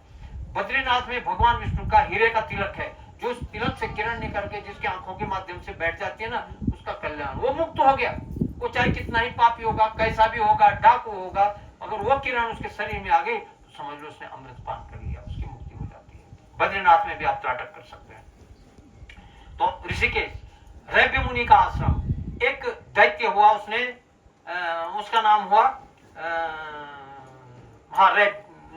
ऋषिक नामक दैत्य था। भगवान शिव से शिव की उपासना की, शिव ने वरदान दिया, बोले महाराज मेरे को कोई मार न सके। तो शिव ने कहा भाई मरना तो असंभावी है, लेकिन मरना तो पड़ेगा। उन्होंने कहा महाराज मेरे को भगवान न मार सके। उन्होंने कहा ठीक है। दैत्य न मार सके, ठीक है। देवता न मार सके, ठीक है। उन्होंने कहा फिर आदमी तो मेरे भूषण है, तो क्या बोलना है। संयोग आया, वहां जो है पूरे विश्व को त्रसित कर दिया। पहुंचा कहां, तो ऋषिकेश में जब वो त्रसित कर दिया तो सारे देवता लोग विष्णु के पास गए। भगवान विष्णु ने जो है उस राक्षस को ललकारा। वहां पर रैव्य नामक मुनि ने एक साधना का, तपस्या का संकल्प लिया। आम के वृक्ष के नीचे बैठा कि मैं 1 वर्ष की तपस्या करता हूं, मेरी तपस्या को यदि कोई किसी भी कारण से भंग कर दे, भगवान भी अगर भंग करेगा तो जैसे मेरी आंख खुलेगी वो भस्म हो जाएगा। भगवान विष्णु ने कहा ये एक स्थान है उसको मारने का, क्योंकि मैं तो मार नहीं सकता इसको, भगवान शिव ने वरदान दे दिया। तो भगवान विष्णु ने उस ऋषिक नामक राक्षस के साथ लड़ाई की। लड़ते लड़ते ऋषिकेश लाया, बोलो यार 1 घड़ी के लिए हम विश्राम करते, मैं थक गया। तो ऋषि ने कहा, राक्षस ने कहा ठीक है महाराज आप विश्राम करो। तो जैसे उनके सामने बैठा, बोले मैं आगे बैठूंगा। विष्णु ने बोला नहीं। राक्षस ने बोला मैं बड़ा हूं, मैं आगे बैठता हूं। तो चल तो आगे बैठ। भगवान उस आम के वृक्ष के ऊपर चढ़े, आम की टहनी को झुकाया, ऋषि के माथे पर प्रहार हुआ, ऋषि की तपस्या भंग हुई, और सामने जैसे आंख खुली और राक्षस बैठा था चौड़ा होकर के, तो धुआं होकर के जल हो गया। फिर ऋषि ने पीछे देखा तो पीछे भगवान विष्णु शंख चक्र गदा पद्म लेके खड़े थे। ओहो प्रभु आप, उन्होंने कहा तुमने मेरी तपस्या की थी मिलने की? हाँ मैं आ गया। बोले ये क्या कला है? उन्होंने कहा ये राक्षस था, शिव ने इसको वरदान दिया कि मैं भी नहीं इसको मार सकता, तो 5000 वर्ष तक मुझे इसके साथ लड़ना पड़ा। 5 वर्ष सहस्राणी बाहु युद्धम प्रार्थना, 5000 वर्ष तक लड़ाई करने के बाद यहाँ लाया, तब आपके संकल्प से मरा। ओहो प्रभु, इसका नाम ऋषिक था, आज से आपका नाम ऋषिकेश होगा। तो विष्णु सहस्र नाम का पाठ करते हैं कोई, उसमें एक नाम आता है ऋषिकेशो जनार्दन, ऋषिकेश ये नाम पड़ा। तो बोला इस स्थान का नाम भी ऋषिकेश हो। पहले ऋषिकेश था, बाद में अपभ्रंश ही की जगह री का प्रयोग करने लगे, तो ऋषिकेश नाम यहाँ पर आ। गंगा यमुना सरस्वती वहां पर आई, और त्रिवेणी ने जो है उनको अर्घ्य किया भगवान को। भगवान ने बोला हे देवियों, आज से तुम त्रिगुणात्मक सृष्टि के संभाग होंगे। क्यों? उन्होंने कहा आज तक ये सत्यु के प्रारंभ में एक गुणात्मक सृष्टि थे, यानी कि सब सतोगुणी थे। उन्होंने कहा इससे तो जैसा संविधान बदलता है ना बार बार, भाई इसमें जो है नया प्रयोग करो, ये संविधान की एक धारा को और जोड़ो। तो ऐसा उस दिन एक धारा और जुड़ गई। क्या जुड़ी? कि पहले एक गुणात्मक सृष्टि थी, यानी कि सब लोग सत्यवादी और सतोगुणी थे। उन्होंने कहा इससे संसार नहीं चलता। बोलो क्या? अब जो है तमोगुण रजोगुण और आने चाहिए, तब संसार चलेगा। तो तमो वही यमुना रूपा, यमुना को तमोगुण दे दिया, अर्थात इलेक्ट्रॉन दे दिया। गंगा को सतोगुण दे दिया, और सरस्वती को रजोगुण दे दिया। आज आप लोग गंगा यमुना और सरस्वती की यात्रा कर रहे हैं। प्रयोग प्रैक्टिकल जो मेरी कथा से हटके है, आप 3 जगह का जल लेना, उस जल को एक शीशी में रखना 3 जगह, 1 2 3। यमुना का जल रखोगे वो आपके घर में नीला मिलेगा, गंगा का जल रखोगे वो आपके घर में सफेद मिलेगा, और बद्रीनाथ जी से जो सरस्वती निकलती है उसका जल रखोगे वो पीला मिलेगा। ये मेरे कहने का नहीं, प्रयोग की बात है, आपको कर सको तो कर ले। उसमें गंगा में 100 दिन तक कीटाणु नहीं पड़ेंगे, यमुना में 90 दिन तक कीटाणु नहीं पड़ेंगे, और सरस्वती में 80 दिन तक कीटाणु नहीं पड़ेंगे। इस तीनों का 10-10 दिन का फर्क है मात्र। सरस्वती 80 दिन तक जो है स्वच्छ है, यमुना 90 दिन तक स्वच्छ है, और गंगा 100 दिन तक स्वच्छ है ना। ये इसलिए विज्ञान ने भी इसको माना, हमारे पास साइंटिफिक लाइव बड़े बड़े लोगों के वो है, तो वो क्या है, वो ये है कि वो जो है न्यूट्रॉन, प्रोटॉन और इलेक्ट्रॉन, ये सब इसमें है, यानी कि सत्व रज तम है, और इसी गुणों से हम हैं। अभी आप रजोगुण सत्वगुण से बैठे हैं, सब आध्यात्म हो रहा है। फिर आप नीचे जाएंगे, झोला रखो, कमरा रखो, रजोगुण आ जाएगा, और जब रात को सोएंगे झगड़ा होगा तो तमोगुण आ जाएगा। प्रति समय जो है हम उन गुणों का प्रयोग करते हैं, इसीलिए तो हम अपनी वाणी पर कायम नहीं रह पाते, वो गियर बदल जाता है एकदम, है ना। पहला गियर लगा तो कम हो गया, दूसरा लगा तो भागने लगे, और तीसरे में हवा में भाग कर देंगे। इस प्रकार से जो है सब रज तम, ये जो इस पृथ्वी में, इतने में विश्वकर्मा आया, उन्होंने कहा महाराज इस राक्षस ने मेरे पूरा वास्तु बिगाड़ दिया। विश्वकर्मा का मतलब उसने वास्तु का। तो भगवान विष्णु ने कहा देखो आज से मैंने त्रिगुणात्मक सृष्टि कर दी, अब आपका वास्तु खराब नहीं होगा, कभी नहीं होगा। कैसे? उन्होंने कहा व्यक्ति के जीवन में वो तत्व तो उत्पन्न हो जाएंगे, वो अपना बचाव स्वयं करेंगे। फिर भी तो कहा कि जो इन 3 स्थानों से रज ले जाता है, देखो मैं एक साइंटिफिक बात बता रहा हूं, वो अपने घर में ईशान कोण में रखे, रज समझते मिट्टी, और कब रखे? पुख्य नक्षत्र में गुरुवार को, तो उसके घर में सुख और शांति के अलावा कुछ दिखेगी नहीं। इस घर यहाँ बैठे ना, आपको पॉजिटिव ऊर्जा मिलेगी। 15 मिनट के लिए आदमी आता है, एक दिन बिताता है मेरे पास है, वो बोलता है यहाँ तो कुछ सुकून मिल रहा है, हम तो चाहेंगे, हमको तो अच्छा लग रहा है, बहुत बढ़िया लग रहा है। ये यहाँ के गुण है, क्योंकि हमने इसको वास्तु की दृष्टि से छोटे कक्ष को बनाया। अभी पंडित जी कह रहे थे कि इसको बड़ा बनाओ, आवश्यकता नहीं। यहाँ पर छोटे स्थान में शांति मिल रही, तो बड़ा विस्तार की क्या आवश्यकता? तो कहने का मतलब क्या है कि वो वास्तु क्या है, हम लोग यहीं पर, हम अपने शास्त्रों पर ध्यान नहीं देते हैं। योग योगावन क्या है, तब हमने बोला योग हमारा है। आयुर्वेद पेटेंट वनस्पतियों का अमेरिका और यूरोप कंट्री में होने लगा, तो बोला ये जड़ी और ये पादप तो हमारे भारत की देन है। आ रहे आप लोगों को समझ में नहीं आ रहा? वास्तु शास्त्र हमारा है ना।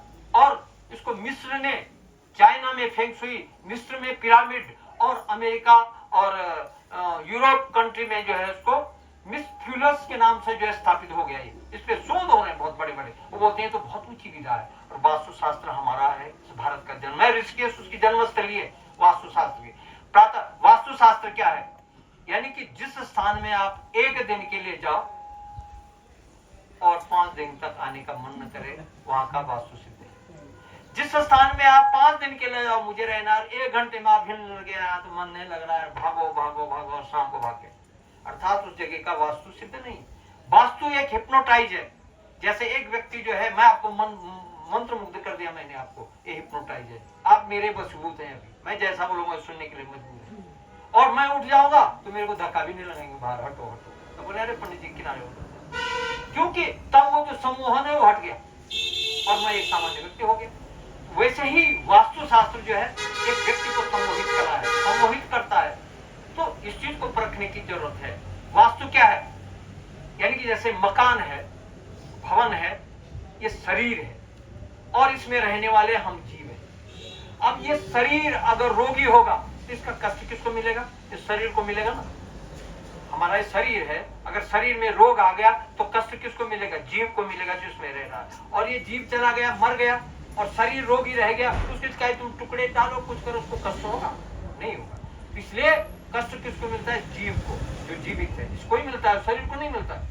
रोग शरीर को है और कष्ट जीव को है। ध्यान देना, ये वास्तु है। तो ये शरीर है, शरीर अगर रोग रहित है तो इसमें निवास करने वाला चींटी, मक्खी, पतंग, कृमि, कीट, पतंगा, मानव, कुत्ता, बिल्ली, चूहा सब सुखी है। और ये मकान रोगी है, तो इसमें जो भी जीव होंगे सब दुखी होंगे। लोग बोलते हैं हमारे घर में झगड़ा होता है, बरकत नहीं है। क्यों? क्योंकि आपका घर वास्तु युक्त नहीं है। क्या होता है वास्तु? बहुत ज्ञान की बात है वो, चलो इम्नोती महत्व लगे, मैं इसके ही बारे में विवेचना करूं थोड़ी सी वास्तु के बारे में। तो वास्तु क्या है इसको समझो। सबसे पहले क्या है कि मिट्टी का संचय होता है। 5 तत्व से हमारा शरीर बना है, 5 तत्व से ये वास्तु भी बना है। सबसे पहले हम मिट्टी को देखते हैं। जिस जमीन की मिट्टी काली हो, कभी उसमें घर नहीं बनाना। और यदि काली मिट्टी हो तो बहुत से ट्रक बालू के ला करके उस प्लॉट को पूरा करो, फिर उसका रंग बदल जाएगा, तब उसका वास्तु शुद्ध हो गया। फिर होता है क्या? द्वार। तो पृथ्वी, जल, आकाश, वायु और तेज। तो वायु का प्रवाह जो है द्वार से माना जाता है। यदि सकारात्मक वायु आपके घर में प्रवेश करते हो आपका शुद्ध है। तो सकारात्मक वायु कहां से होती है? हमेशा ईस्ट, नॉर्थ और नॉर्थ ईस्ट से सकारात्मक वायु आती है। यानी कि आप ये जो है ये पूरब है, ये ईशान है, ये उत्तर है। तो उत्तर, ईशान और पूरब ये जो विंग है ये सकारात्मक वायु के लिए श्रेष्ठ कही गई है। यदि आपके घर का द्वार किसी कारणवश उस स्थान पे नहीं खुलता है, मुख्य द्वार, तो कम से कम एक खिड़की उस साइड से जरूर खोल दो, आपके घर में सकारात्मक वायु प्रवेश करेगी। इसके विपरीत दक्षिण, नैऋत्य और पश्चिम से अगर आपका द्वार खुलता है, आपको कभी अच्छी हवा नहीं मिलेगी, आपके घर में बीमारी मिलेगी। ये दूसरा पहलू है। तीसरा, आपका जल।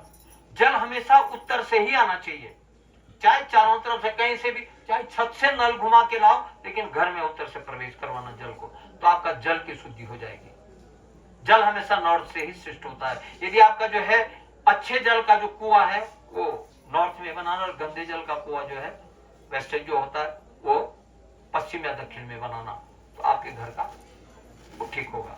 और आपके घर में जो बिजली का जो मेन स्विच है वो आग्नेय कोण में बनाना, चूल्हा और किचन वो आग्नेय कोण में बनाना, तो आपके घर में जो है कभी भी अग्नि से संबंधित बिजली की परेशानी नहीं आएगी, और अन्न में जो है कोई प्रदूषण नहीं होगा। माता बहनें हमेशा पूरब की ओर मुख करके ही भोजन बनाना, और पूरब मुख होकर के ही खाना, और पूरब मुख होकर के ही देना, आपके घर में बरकत आएगी। जिसका आग्नेय कोण में जो है किचन है, तो माताओं के यहाँ चाहे 50 मेहमान आ जाए ना, खुशी खुशी भोजन बनाएगा। जिसका इसके विपरीत किचन है, वो जैसे एक आदमी आए तो सिर दर्द शुरू हो जाएगा, यार अब इसके लिए बनाना पड़ेगा, अलग से उत्पत्ति होगी, अरे क्या बनाए इसके लिए, क्या लाए घर में, तो नमक भी नहीं, आज पनीर भी नहीं, कुछ नहीं, यानी टेंशन ही टेंशन में उसको विदा करेंगे। ये सारी चीजें देखना। वास्तुशास्त्र कहता है कि प्रातः काल से सायंकाल तक की क्रियाएं जो है वास्तु अनुकूल होनी चाहिए। कैसे? आप देखते हैं कभी कराग्रे वस्ते लक्ष्मी, कर मध्य सरस्वती, कर मूले स्तो गोविंद, प्रभाते कर दर्शनम करते हैं आप लोग? कितने लोग करते हैं? हाथ खड़ा करो। बहुत लोग करते हैं, बहुत अच्छी बात है। इसका मतलब समझते हो क्यों बोलते हैं? नहीं, क्यों बोलते हैं? क्या किसी को पता है? सच बोलना, क्यों बोलते हैं? क्या मतलब है इसका? नहीं पता। बहुत बड़ा इसमें साइंटिफिक रीजन है, और बहुत बड़ा इसमें कहानी भी है। देखो, सबसे पहले तो लक्ष्मी को कराग्र में आना चाहिए। कैसे आए ये? चलो इसकी कथानक तो घर छोड़ो। कथानक यह है कि जब प्रकृति बनी तो ब्रह्मा विष्णु महेश 3 देवता आए। एक को मिला सृजन का, एक को मिला पालन का, और एक को मिला संहार का। तो इनके लिए सहयोगिनी चाहिए। कौन? स्त्री चाहिए। तो जो परम शक्ति है उसने 3 लड़कियों को भेजा। एक लड़की भेजी ब्रह्मा के पास, एक भेजी विष्णु के पास, एक भेजी शिव के पास। तो ब्रह्माणी जब ब्रह्मा के पास गई, बोले महाराज मैं आपके सहयोग के लिए हूँ, मेरा नाम ब्रह्माणी है, मैं आपके साथ आत्मसात होना चाहती हूँ, मुझे स्थान प्रदान करो। तो बोले जुहाग्रे वर्तते देवी, मेरे जुहा के अग्रभाग में आप निवास करो। तो क्या हो गई? वाणी। वाणी बोलते हैं ना, क्यों बोलते हैं? सरस्वती का वास कहाँ है? वहां आ गई। उसके बाद एक लड़की शिव के पास गई, बोले महाराज मुझे आपके पास भेजा है, मैं आपकी सहयोगिनी बनूं। तो शिव ने कहा ठीक है, मैं तो अंतर्गृहित हूं, मैं तो अभ्यंतर हूं, तो क्या है, आप हमारे हृदय स्तंभ विराजते, मेरे हृदय में बसो। तो क्या है, अन्नपूर्णा के रूप में से भोजन करते हैं तो ये उदर में पहुंचता है। अरे समझ, भोजन खाया कहां पहुंचा? उदर में। तो भगवती पार्वती का एक नाम अन्नपूर्णा भी है। हो गया। अब आई लक्ष्मी भगवान विष्णु के पास, महाराज मुझे स्थान दो। तो लक्ष्मी कैसी थी? तरंग भंग चपला, जैसे बिजली की तरह उछल रही थी, यूं यूं। अरे भगवान ने कहा बाबा ये क्या आ गई यहाँ पर? तो बोले महाराज मेरे को स्थान दो। उन्होंने कहा बाम पद मूले चा, मेरे बांव पैर के पद मूल में कमलाग्रम विराजते, कमल के फूल मेरे बांव पांव में है, इसमें आप निवास करो। और वो आ गए कहा? कहते हैं ना, भोजन और स्त्री, धन। लक्ष्मी को बोलते हैं जितना गुप्त होगा उतने सुरक्षित है, इसके विपरीत है तो उसमें विकार खड़े हो जाते हैं। ठीक है। तो जब ये हुआ तो नारद जी गए, महाराज लक्ष्मी आपके साथ, तो भगवान ने न्याय किया। क्यों? अरे ब्रह्मा जी ने मुख में बिछाया, भगवान शिव ने हृदय में बिछाया, आपको तो बाएं पांव के नीचे। अरे धिकार है माता आपके लिए। अरे अच्छा किया, भगवान को खड़ा कर दिया, खड़े हो जाओ, क्या है मेरे को यहाँ क्यों रखा? हल्का देवी से क्या होगा, आपने सही स्थान मांगा मैंने दे दिया, उनका गलत स्थान क्यों दिया मेरे को? अरे क्या होगा, बोला से खाना पानी आपका बंद, सब कुछ बंद होगा। ओहो, भगवान विष्णु ने कहा अब क्या होगा? नारद जी को बोला यार तुमने ऐसे आग क्यों लगा दी, अब मेरे को मुश्किल हो गया। अरे महाराज ये तो कोई बात नहीं, हम भी मनोरंजन चाहते हैं। अब भगवान ने बोला ठीक है मैं आपको आगे ले आऊं, बोलो क्या है? तो भगवान ने दिमाग लगा, उसने कहा ये धन का व्यवसाय आगे से होता है ना, तो बोला तुमको उंगली में ले आओ कि हाँ ठीक है ले आओ। तो करात नहीं बसते लक्ष्मी उंगली में आ गई। फिर लक्ष्मी ने शर्त रखी, सरस्वती तो जुआ में है, मैं नीचे, मैं बड़ी हूँ, इसको नीचे लाओ। तो ब्रह्मा जी से बोला, ब्रह्मा तो ब्रह्मानी है, शांत है। उन्होंने कहा जहां महाराज स्थान मिल जाए ठीक है। ब्रह्मा जी ने कहा चलो उसको आगे से नीचे लाओ, यानी कि बीच में आ गई कर मध्य सरस्वती। अब विष्णु ने कहा भाई पार्वती तो अब तुमसे नीचे रह गई, नहीं उसको रहने दो। देखो फिर सरस्वती ऊपर थी, उसको नीचे लाया, और जो पार्वती थे वो बोले नीचे है तो उसको नीचे ही रहने दो। तो बोले यहाँ पर कौन रहेगा तीसरे उसमें? उन्होंने कहा आप स्वयं आ जाओ ताकि आप हम बरोबर ही में रहे। तो कर मूले तो गोविंदम, यानी कि भगवान को सामने ले आए। इसलिए वास्तु ने कहा कि जो व्यक्ति प्रातः काल उठ करके 8 बार इनका स्पर्श करता है, एक को पैसे रहेगा। लक्ष्मी कितनी है? 8, 1 2 3 4 5, ऐसे मंत्र बोलो। कराग्रे वस्ते लक्ष्मी 1 2 3 4 5 6 7 8। कर मध्य सरस्वती 1 2 3 4 5। सरस्वती 5 स्थानों से निकलती है हमारे, और शक्ति 9 स्थानों से निकलती है, शरीर से, है ना। तो यह है। अब इसका उद्देश्य क्या है कि इससे जो है हमारे शरीर में 72,000 नाड़ियां हैं। तो 54, जब हम सोते हैं तो ईड़ा पिंगला सुषुम्ना, गंगा यमुना सरस्वती 3 जीवित रहती हैं, बाकी सुप्त हो जाती है। तो जब हमको प्रातः काल उठना है बिस्तर से, तो कभी एकदम उठ के नहीं भागना चाहिए, पहले प्रातः स्मरण करना चाहिए, ताकि और उससे पहले हाथों को कराग्रे बस्ते लक्ष्मी इसको दबाव दो, तो और इसको दबाव दो और फिर इसको 4 बार करो। उसकी क्रिया ऐसी है जो विज्ञान ने बताया है।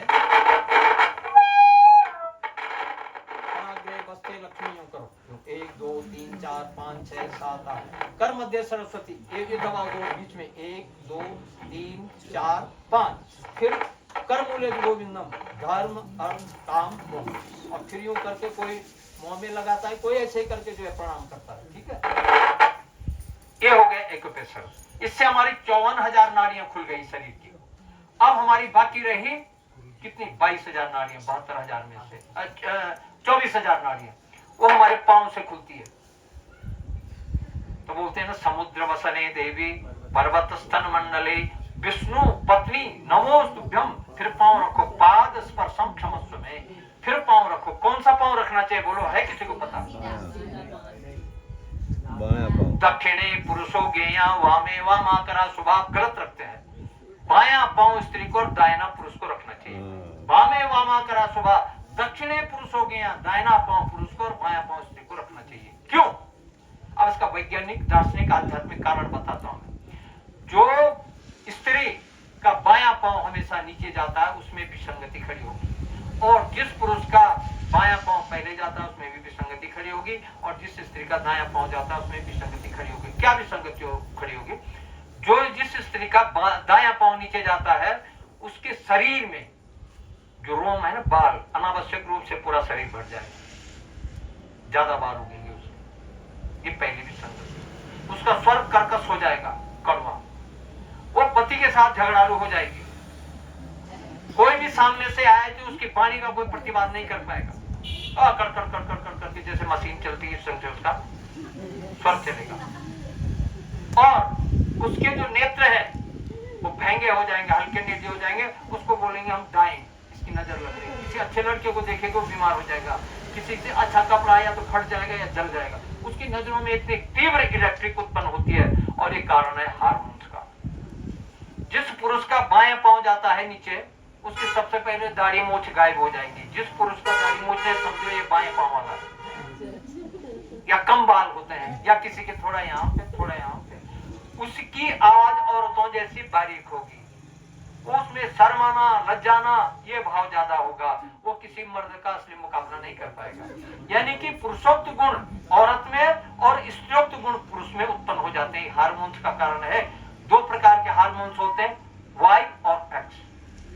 ठीक है, बाएं पांव में स्त्रियोक्त हार्मोन्स होते हैं। जैसे हम बाएं पांव का दबाव चलेंगे लिंग मेरा पुरुष का है, लेकिन मेरा शरीर का विकास औरतों के आधार पर होगा, क्योंकि हमने स्त्रीयुक्त हार्मोन पहले हमारे शरीर में संचरित हो रहे हैं। जिस स्त्री का पांव दाहिना जाता है, लिंग उसका स्त्री का है, लेकिन पुरुषोक्त हार्मोन्स उसके शरीर में प्रवेश करते हैं, उसके हाव भाव एक्टिंग पूरी पुरुषों जैसी हो जाएगी। आ रही मेरी बात समझ में नहीं आ रही? इसलिए यदि कोई ऐसा गुण करती है, देखना जिस स्त्री का आज से जो है बायां पांव, याद करके लिख लेना, ये वास्तु का सिद्धांत है, बायां पांव नीचे रखना, तो आपके जीवन में वास्तु के आधार पर स्त्रीयुक्त गुण कूट कूट के भरेंगे कभी। क्योंकि स्त्री का शब्द क्या है? पतना तारते। पत्नी वही है जो पति के हितों की रक्षा करती हो, उसको पतन से तारती है। कभी ये नहीं बोलना कि मेरा भाग फूट गया, मैं इस घर में आई, उसी दिन से अभागी हो जाएगी वो। ये वाणी की एक शिष्टता है, वचन है। अधिकांश औरत बोलते थोड़ा झगड़ा हुआ, अरे मेरा भाग फूट गया, इस घर में आई, कभी नहीं बोलना। उसका धर्म, सतीत्व और पातिव्रत सब उसी समय नष्ट हो गया और वो अभागी हो जाएगी। क्यों? यम यम चिंतयते कामम तम तम प्राप्नोति निश्चितम। जैसा जैसा कामना आप दिमाग में से उठा करके वाणी से बोलेंगे, वही होना होता है। इसीलिए तो बोलते हैं कभी दुर्वचन नहीं बोलना। दुर्वचन फलीभूत होते हैं। ये हमारी ऊर्जा का संचरण है। आ रही समझ इस बात? पति है तो पति को भी कभी सबसे पहले पत्नी की पूजा करनी चाहिए, ध्यान देना चाहिए। कभी पत्नी को गलत मत बोलो, उसको बहुत उच्च अधिकार दो, तो आपके घर का भाग्य जागेगा। सत्य बता रहा हूं, गलत नहीं है। क्यों स्त्री का नाम पहले आया है? आराध्यते कृष्णेन सा राधा। सबसे पहले राधा का नाम है, फिर कृष्ण का है, पहले सीता का है, फिर राम का है। शक्ति युक्तम महेशानी सदा हम सब रूपकम। शक्ति युक्तो यदा देवम शिवो हम। शिव के सामने से अगर कारण हटा दो तो सब मुर्दा हो जाता है, और शक्ति लगा दो तो शिव हो जाता है। शिव का मतलब कल्याण, सब का मतलब मुर्दा। अगर मुर्दा बनना चाहते हो तो अपनी पत्नी का दुत्कार करो, और शिव बनना चाहते हो तो उसका सम्मान करना सीखो। इसलिए हमारा जो हिंदुस्तान है, भारतवर्ष है, सनातन धर्म में परिवारवाद विद्यमान है। इसलिए हम परिवार में साथ रहते हैं। नहीं तो विदेशों में तो एज ए फ्रेंड रहते हैं। 10 साल 5 साल बच्चा पैदा किया, सरकार को दे दिया, अपने भागे। ये परिवार है विदेशों का। हमारा भारत का है कि हम 7 पीढ़ी तक उनको पानी देते हैं अभी भी। क्यों? ताकि हमारा परिवार जीवित रहे। इस परिवारवाद को नष्ट मत करना। ये परिवारवाद, पति और पत्नी क्या है? तो दोनों एक दूसरे के पूरक और एक दूसरे के विश्वास है। हमारे रामचरितमानस में श्रद्धा विश्वास रूपिणो एक शब्द आया है, पंडित जी जानते हैं, बाकी आप लोग तो नहीं जानते हो। रामायण के प्रारंभ में आया श्रद्धा विश्वास रूपिणो। तो श्रद्धा पत्नी है, विश्वास पुरुष है। तो इन श्रद्धा और विश्वास का अगर आप में इसमें विश्वास है तो फिर जो है जीवन आगे बढ़ता है। आइए आप लोगों को समझ, इसलिए इस भाव को ध्यान रखना। तो तब हम अपने को गारंटी से हिंदूवादी कह सकते हैं। क्योंकि पत्नी नाव है, पत्नी नाविक है। नाविक कितना कुशल हो और नाव में छेद है तो डूब जाएगी। और नाविक का कुशल है, नहीं चलाना जानता है नाव को, नाव ठीक है तो हिलोरे लेके किनारा ले लेगी। अर्थात स्त्री का दायित्व तो परिवार को संभालने में सबसे ज्यादा है, सबसे बड़ा है ना। आप लोग भी उसका प्रयोग कर सकते हैं। और अंत में क्या है? जीवन भर हम तो पुरुष जो है अंत में बोलता है भगवान से, महाराज मेरे को 1 मिनट की मोहलत दे दो, क्या मुझे पत्नी को समझाना है। बोलता है साले तेरे को 80 वर्ष दिए, अब तक नहीं समझा पाए। बोले नहीं नहीं नहीं नहीं नहीं 1 मिनट दे दो, मैं मरने वाला हूँ, 1 मिनट दे दो। क्या समझाएगा कि जीवन भर तो हम तुम साथ रहे, अब तेरा साथ छूट रहा है, इतने में प्राणांत हो जाता है। अपने बहू के लिए 1 मिनट मांगता है, बोले बहू हम तो जैसे तैसे चला गया, तुम परिवार को बिखरने नहीं देना, फिर मर जाता है। बेटे से संवाद करता है मृत्यु समय, पुरुष मृत्यु से यहाँ पर बोले बेटा भाई भाई में तुम झगड़ा नहीं करना, क्योंकि भाइयों का झगड़ा सबसे खतरनाक और भाइयों का विश्वास सबसे उच्च कोटि का। जहाँ 2 भाई जुड़े हैं, राम और लक्ष्मण, वहां हम जो है रामायण को जीत लेते हैं। और जहाँ विभीषण और रावण जुड़े हैं, वो घर नष्ट हो जाता है। तो भाइयों में विवाद नष्ट का कारण, और भाइयों में प्रेम एक उत्सर्जन का कारण। इसलिए ध्यान देना इस बात का कि भारत का जो परिवारवाद है कभी नष्ट न हो। हम जब विवाह करते हैं तो पत्नी को नाम देते हैं धर्म पत्नी, देते हैं ना, 4 फेरे करते हैं। धर्म पत्नी यानी कि धर्म के आधार पर लिया हमने, शरीर के आधार पर नहीं। और पत्नी उसी दिन से पति का धर्म वर्ण करती है, यानी कि पतिव्रता, व्रत लेती है अखंड कि मैं तेरे सिवा किसी को देखना भी पसंद नहीं करूंगी। तो स्त्री हो गई पतिव्रता, और पति ने पत्नी का वर्ण किया धर्मपत्नी बोला, कितना सुंदर शब्द है, लेकिन हम इसको समझते नहीं है, हम इसको समझाते नहीं। मैं जब विवाह करता हूं तो मैं 1 घंटा सिर्फ पति और धर्मपत्नी और पतिव्रता पर देता हूं, तो जिसका विवाह मैं करता हूं, जो मेरी बात को सुनता है, उनके दिमाग से आंसू तो निकलते हैं, लेकिन जीवन में कोई अपवाद हो कि उनका विवाद होगा, उनका कभी विवाद नहीं हुआ। आज भी जितने जोड़ों का मैंने विवाह किया, वो मेरे पांव में आकर उसी समय बोलते, गुरु जी आप मुझे, हमें को नहीं चाहिए कोई पाखंडी ऐसे वैसे, आपने हमको सदमार्ग दिखाया, अच्छी बात बताई, गांठ बांध करके रख दी। तो आप लोग भी यहाँ से इन सब चीजों को देखे जाना। तो ऋषिकेश में वास्तु शास्त्र का ये जन्म हुआ। रात को कभी उत्तर की ओर सिराना करके नहीं सोना है, वास्तु कहता है। क्यों? ये 4 पोल है, जो नॉर्थ पोल है वो मैग्नेटिक पोल है, चुंबक है इसमें। तो चुंबक हमारे जो है ऑक्सीजन को खींचता है, ये विज्ञान कहता है। और हमारा अध्यात्म कहता है कि दक्षिण में जब प्रातः काल को उठते हैं तो यम के दर्शन नहीं करना, दक्षिण का स्वामी यमराज है, मृत्यु है। तो सुबह उठ के अगर हम मौत को देखेंगे तो हमारा दिन मंगलमय नहीं होगा। तो इसलिए जो है मृत्यु को जो है पीठ के पीछे रखो, तो दक्षिण में सिराना करने से जो है कभी शरीर को कष्ट नहीं होता है। ये वास्तु और विज्ञान दोनों ही कहते हैं, मैग्नेटिक पोल है। आई समझ में? जिस कन्या का विवाह नहीं होता है, जो कन्या सुंदर पति चाहती है, बोलो कौन कौन चाहते हैं? या तो कोई कन्या है लेकिन किसी की बेटी होगी, पत्नी होगी, है कोई ऐसे जिनकी विवाह योग्य है, उनका बिस्तर वायु कोण में लगा देना। ये वायु कोण है जिसमें आप बैठे हैं, ये उत्तर है, ये पूर्व है, ये दक्षिण है, ये पश्चिम है। वायु कोण में लगाओगे ना, 6 महीने के बाद अंदर उसका बढ़िया विवाह नहीं हुआ, टोटका है बहुत बड़ा। वायु कोण में कोई भी चीज टिकती नहीं, हवा के बन उठ जाती है। क्यों? उसका सिराना दक्षिण में करना। अगर आपके 4 कमरे, तो वायु कोण में जो कमरा है उसको दे दो। यदि आपका एक घर है तो वायु दिशा में उसका जो बिस्तर लगा दो, उसका विचार एक बहुत अच्छा जो है विवाह हो जाएगा। और इस चीज को नोट करके जो आपके अड़ोस पड़ोस दाहिने बाएं उनको बोलो ऐसा करो, कल्याण हो जाएगा। ये उत्तराखंड से प्रसाद लेके जा रहे हैं आप, जो मैं बोल रहा हूँ, और साइंटिफिक भी है और आध्यात्मिक भी, दोनों तरह से मैं आपको बता रहा हूँ। ठीक है? तो ऐसे ऐसे कई हैं, सैकड़ों चीजें हैं। आप लोगों का समय भी हो गया, क्योंकि कहने के लिए तो 10 दिन भी बहुत है, कम है, और समझने के लिए 1 घंटा भी बहुत है। ठीक है ना? तो ये ऋषिकेश हुआ, अब यमुनोत्री आया। यमुना जी जो है सूर्यपुत्री, संज्ञान की माता जी का नाम यमराज शनि महाराज। बहन, आपके जीवन में अगर शनि के 7.5 शनि की दुर्दृष्टि होगी, खत्म होगी। बोले शनि महाराज की विश्वास करना है इस बात पर, शनि का दोष आपके जीवन से तो खत्म हो गया। यमराज की दृष्टि भी कम हो गई, बहन को वरदान है। वैसे तो यमुनोत्री पहुंचते ही नहीं लोग, जो पहुंच गए उनका कल्याण है। आई समझ में? तो कल से आप मुक्ति। जल किस किसने लाया है यमुनोत्री का? बहुत बढ़िया। क्या करेंगे? उसको एक एक बूंद सबको पिलाना। यमुना जल अगर वृंदावन 1 बूंद पहुंच गया तो यमुनोत्री यात्रा का फल 10 गुना।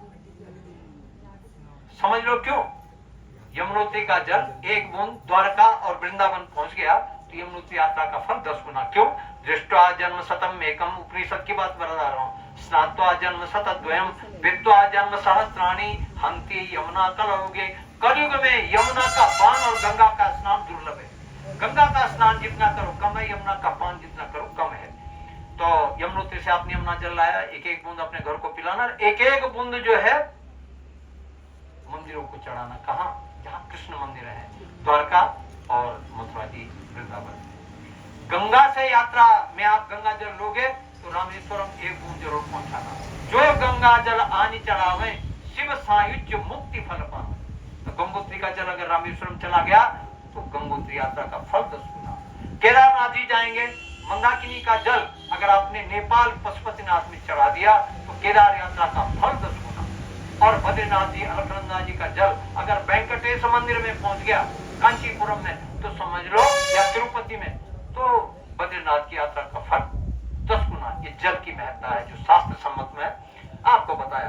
तो यमुना जी का आपने दर्शन पूजन किया, आप भाग्यवान हुए। कहानी बहुत लंबी चौड़ी है। यमुना का नाम कालिंदी है, यहाँ पर नाग भूमि है, सांप ऐसे मिलते हैं उस जल पे। मल्लिंग सरोवर जहां से उत्पन्न हुआ, तो गंगोत्री यमुनोत्री से 7 किलोमीटर कालिंदी, और उत्तराभिमुखी यात्रा जहां आपने स्नान किया होगा, मंदिर है, वहां से उत्तरमुखी हो जाती है। तो उत्तराभिमुखी यात्रा क्षेत्रे बहती अर्कजा तदस्त क्षेत्रमाख्यातम यमुनोत्तरम, उस स्थान का नाम यमुनोत्री है। अग्निदेव को लोकपाल का पद प्राप्त हुआ, इसलिए जल गर्म है। वहां गंधक का जल नहीं है, फास्फोरस का नहीं है, माणिक्य का नहीं है, वो तप का जल है। उसी जल को हम पीते हैं, स्नान करते हैं, खाते हैं, कोई विकार नहीं। गंगा का जल आप पिएंगे आपके आंतें सड़ जाएंगी। हाथ पुरुष का जल आप पिएंगे उसमें चूना होता है, आंतें खल जाएंगी, कैंसर हो जाएगा। लेकिन इस जल को पीने से तो क्या है, निर्मलता उत्पन्न होती है। बोलिए यमुना मैया की। चावल लाया आप लोगों ने, चावल बस एक एक दाना सुखा लेना, उसको अपने घर को भेजना। यहाँ से आपकी यात्रा होती है उत्तरकाशी। यम उत्तरकाशी ही प्राणी नाम मोक्षदायिनी, यानी कि काश्याम वास सताम संघ गंगाम्भा शिव पूजनम। वहां पर 4 चीजें मिलने वाली है। काशी का वास, एक रात्रि, भगवान विश्वेश्वर शिवलिंग का जो है निवास, तीसरा गंगा जल आपको वहां पर मिलेगा, और ईश्वर शिव के दर्शन मिलेंगे। तो आप जो है कल्याण में होंगे। वहीं पर एक त्रिशूल खड़ा है 22 फुट ऊंचा, जो महेश क्या कहते हैं, महिषासुर नामक राक्षस को वध करने के बाद जब भगवती का क्रोध शांत नहीं हुआ तो शिव जी लेटे और भगवती का पांव शिव की छाती पे पड़ा और उनका क्रोध शांत हुआ। वहीं पर वो त्रिशूल गाड़ दिया, 22 फुट ऊंचा है। उसको शक्ति मंदिर कहते हैं, ठीक विश्वनाथ मंदिर के सामने। उसको आप देख सकते हैं। आप यूं हिलाएंगे पूरा हिलेगा, आप जोर लगाएंगे बिल्कुल नहीं हिलेगा। तो साइंटिफिक दृष्टि से उस क्या धातु है अब तक कोई सिद्ध नहीं हो पाया। वहां से आपकी यात्रा होती है गंगोत्री को। गंगा राजा भगीरथ ने उस शिला पर बैठ के 10,500 वर्ष साधना की। वो शिला भगीरथ शिला के नाम से आज भी है। वहां पर बैठ के आप आंख बंद करके कल्पना करना, लाखों वर्ष पूर्व हे राजा भगीरथ आप यहाँ पर आए, आपने शिव और ब्रह्मा की उपासना की, गंगा को धराधाम पे उतारा। आज आपके पद चिन्हों पर हम यहाँ आए हैं, हमें भी गंगा के अवतरण के समान अक्षय फल प्राप्त हो, ऐसी कल्पना करना। और अपने पितरों का स्मरण करना वहां पर, क्योंकि गंगा तो सिर्फ पुत्र उद्धारण के लिए आई। सिद्धांत मैंने सिखा दिया, 3 अंजुलि जल देना एक एक दिन, जितनों को बोल सके। अंत में सबके बदले भूले बिसरे जाने अनजाने जो कोई पितृ हमारे पीढ़ी में हो, और वैसे तो सारे लोगों का पितरों को जो है कल्याण हो, ऐसा मंत्र बोल दिया, समझ लो पार हो, है ना। गंगा की मूर्ति के दर्शन, बहुत उच्च कोटि की व्याख्या गंगोत्री की। बस इतना करना, गंगा जल लेना, गंगा जी के दर्शन करना।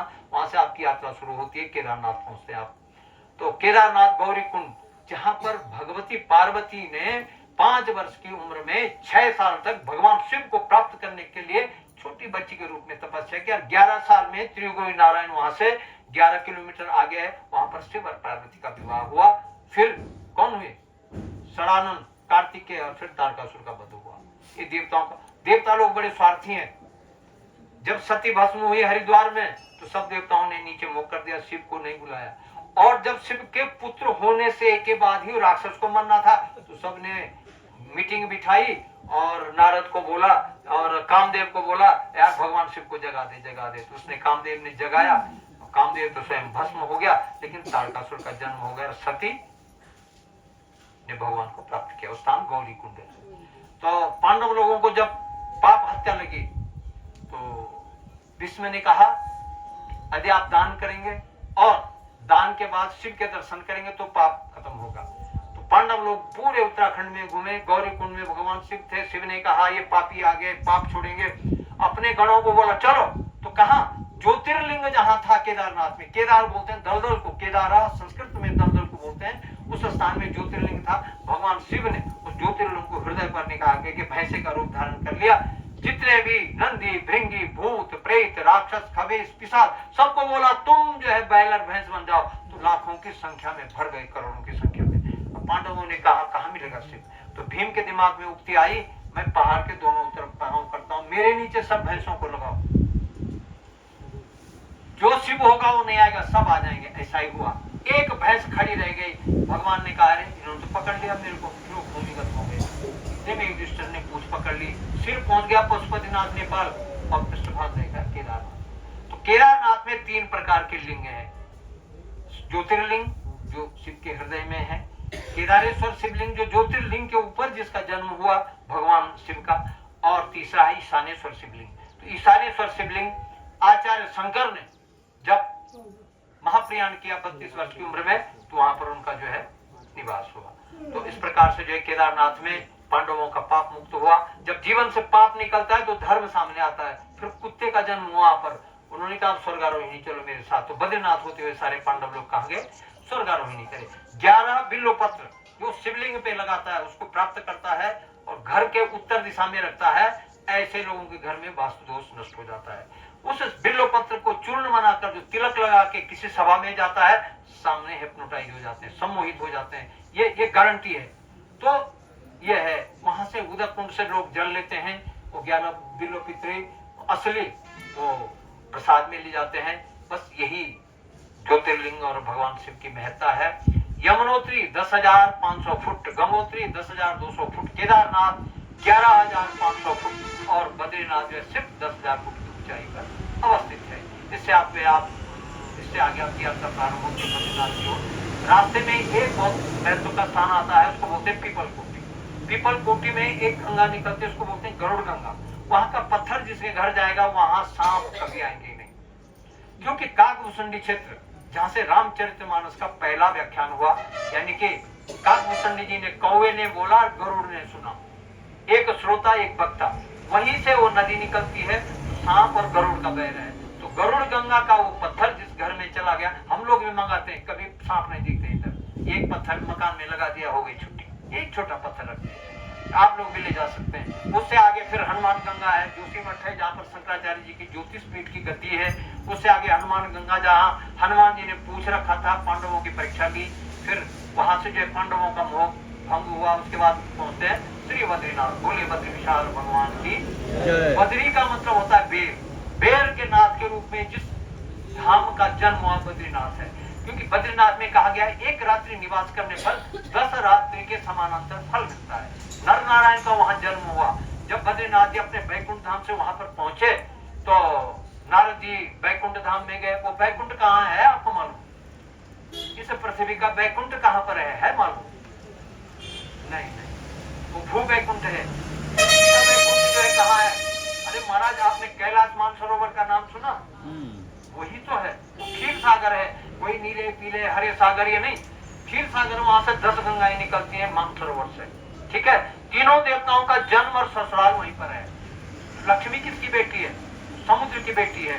कौन से समुद्र की? क्षीर सागर की। और भगवान कौन से सागर में निवास करते हैं? क्षीर सागर में। क्षीर बोलते हैं दूध को, दूध के जैसा जो सफेद है, इतना धवल सागर है वो। उसको देखने से अगर 1000 किलोमीटर नीचे सुई होगी तो वो भी दिखती है वहां। ठीक है, तो क्षीर सागर से कमल निकला, कमल पर ब्रह्मा जी का जन्म हुआ और ब्रह्मा जी के सामने हंस आई, तो हंस पुत्री है ब्रह्माणी।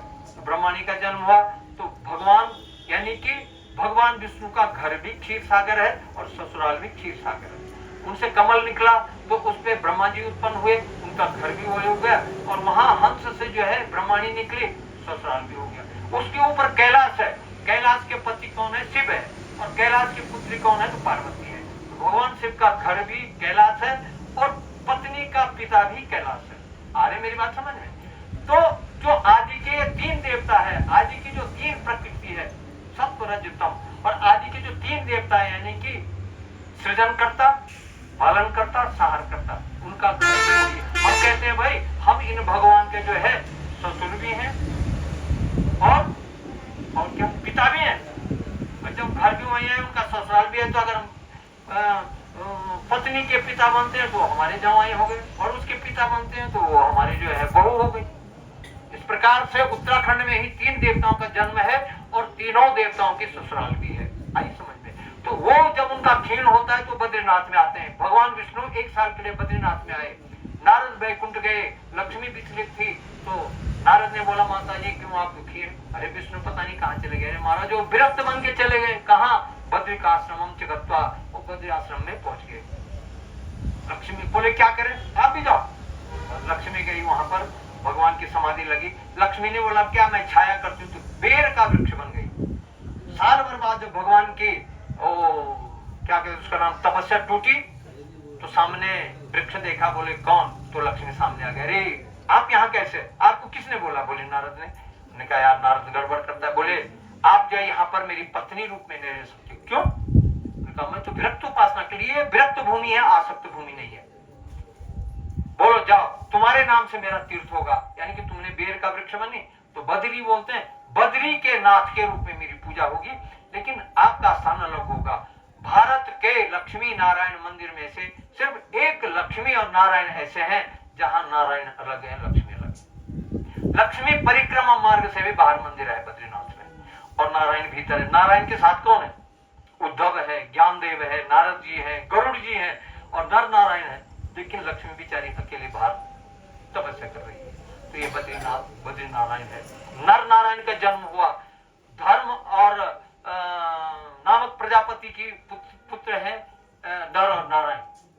तो माता मूर्ति जो है बलि की बहन थी, 52 रूप में भगवान को देखा, बोला ऐसा पुत्र मेरा होता, तो भगवान ने मन से ही बोला दूसरे युग में मैं आपका पुत्र बनूंगा, एक ने 2 रूप में आऊंगा। तो एक दुर्दम नामक राक्षस था, उसने शिव से फिर प्रार्थना की और वरदान मांगा कि मेरे से बड़ा कोई न हो, तो सबको मारने पीटने लग गया। इधर विष्णु ने कहा क्या होगा, तो भगवान ने माता मूर्ति के घर में 2 बच्चों के रूप में जन्म लिया बद्रीनाथ में, उनका नाम हुआ नर और नारायण। तो नारद को भेजा राक्षस के पास, बोले तुम्हारी मौत पैदा हो गई बद्रीनाथ में। तो राक्षस भाग भाग के आए, 2 छोटे छोटे बच्चे सामने आए, क्या तुम मेरी मौत हो? कि हाँ। तो तुम जो है मेरा मुकाबला करेंगे। तो 1 दिन की तपस्या करने के बाद दुर्दम को सूर्य का वरदान था कि तेरे को वो मार पाएगा जिसने 10,000 वर्ष तक तपस्या की होगी, नहीं 1 लाख वर्ष तक जिसने तपस्या की होगी वो तुमको मार पाएगा।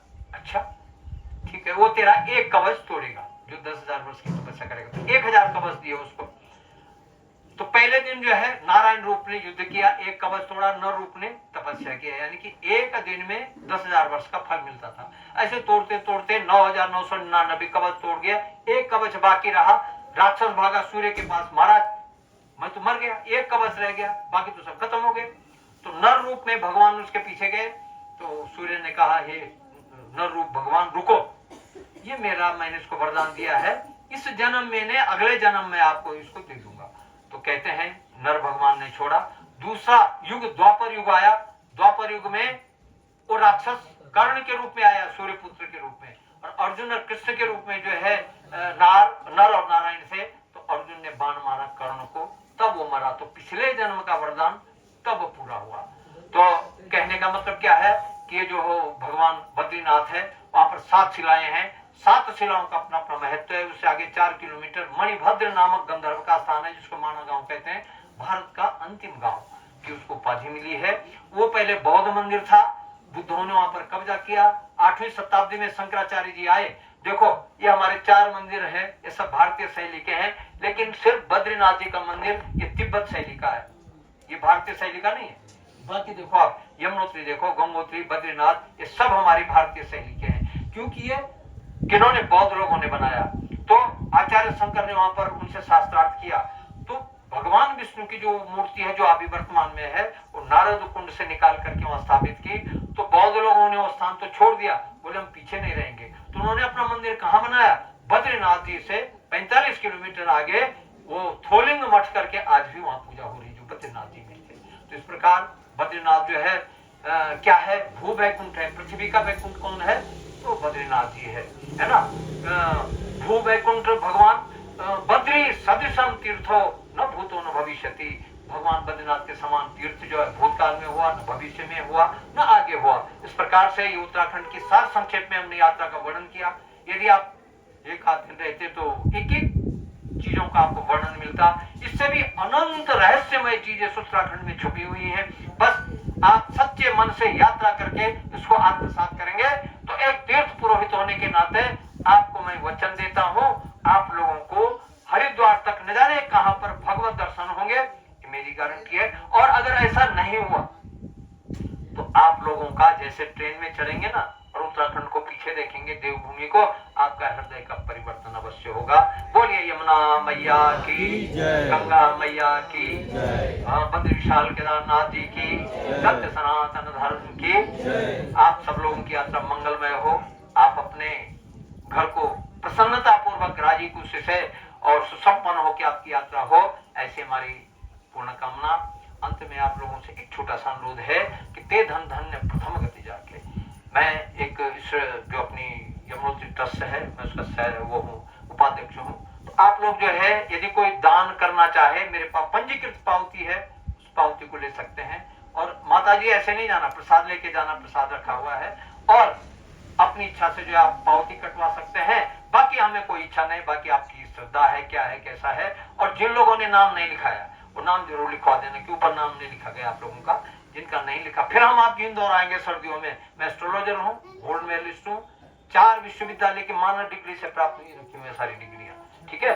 तो आपका जो भी कोई एस्ट्रोलॉजी से संबंधित कोई होगा, क्योंकि अभी टाइम नहीं है, वो आप फोन से भी पूछ सकते हैं किसी के जीवन में क्या कमी है। क्योंकि ये जीवन नर्तन सुखिया कोई न देखा, जो देखा सब दुखिया। हम दुखी बैठे सब, किसी के जीवन में सुख नहीं है। वो गलती कर रहा होगा कि बोलेगा मैं सुखी हूं। नहीं नहीं नहीं, यहाँ की सुख की व्यवस्था ही नहीं है। देखो, भगवान जिसको मिला पूर्ण मिला, अपूर्णता की व्यवस्था नहीं है। और संसार जिसको मिला वो अपूर्ण मिला, यहाँ पूर्णता की व्यवस्था नहीं है। और जहां अपूर्णता होती है वही कष्ट होता है।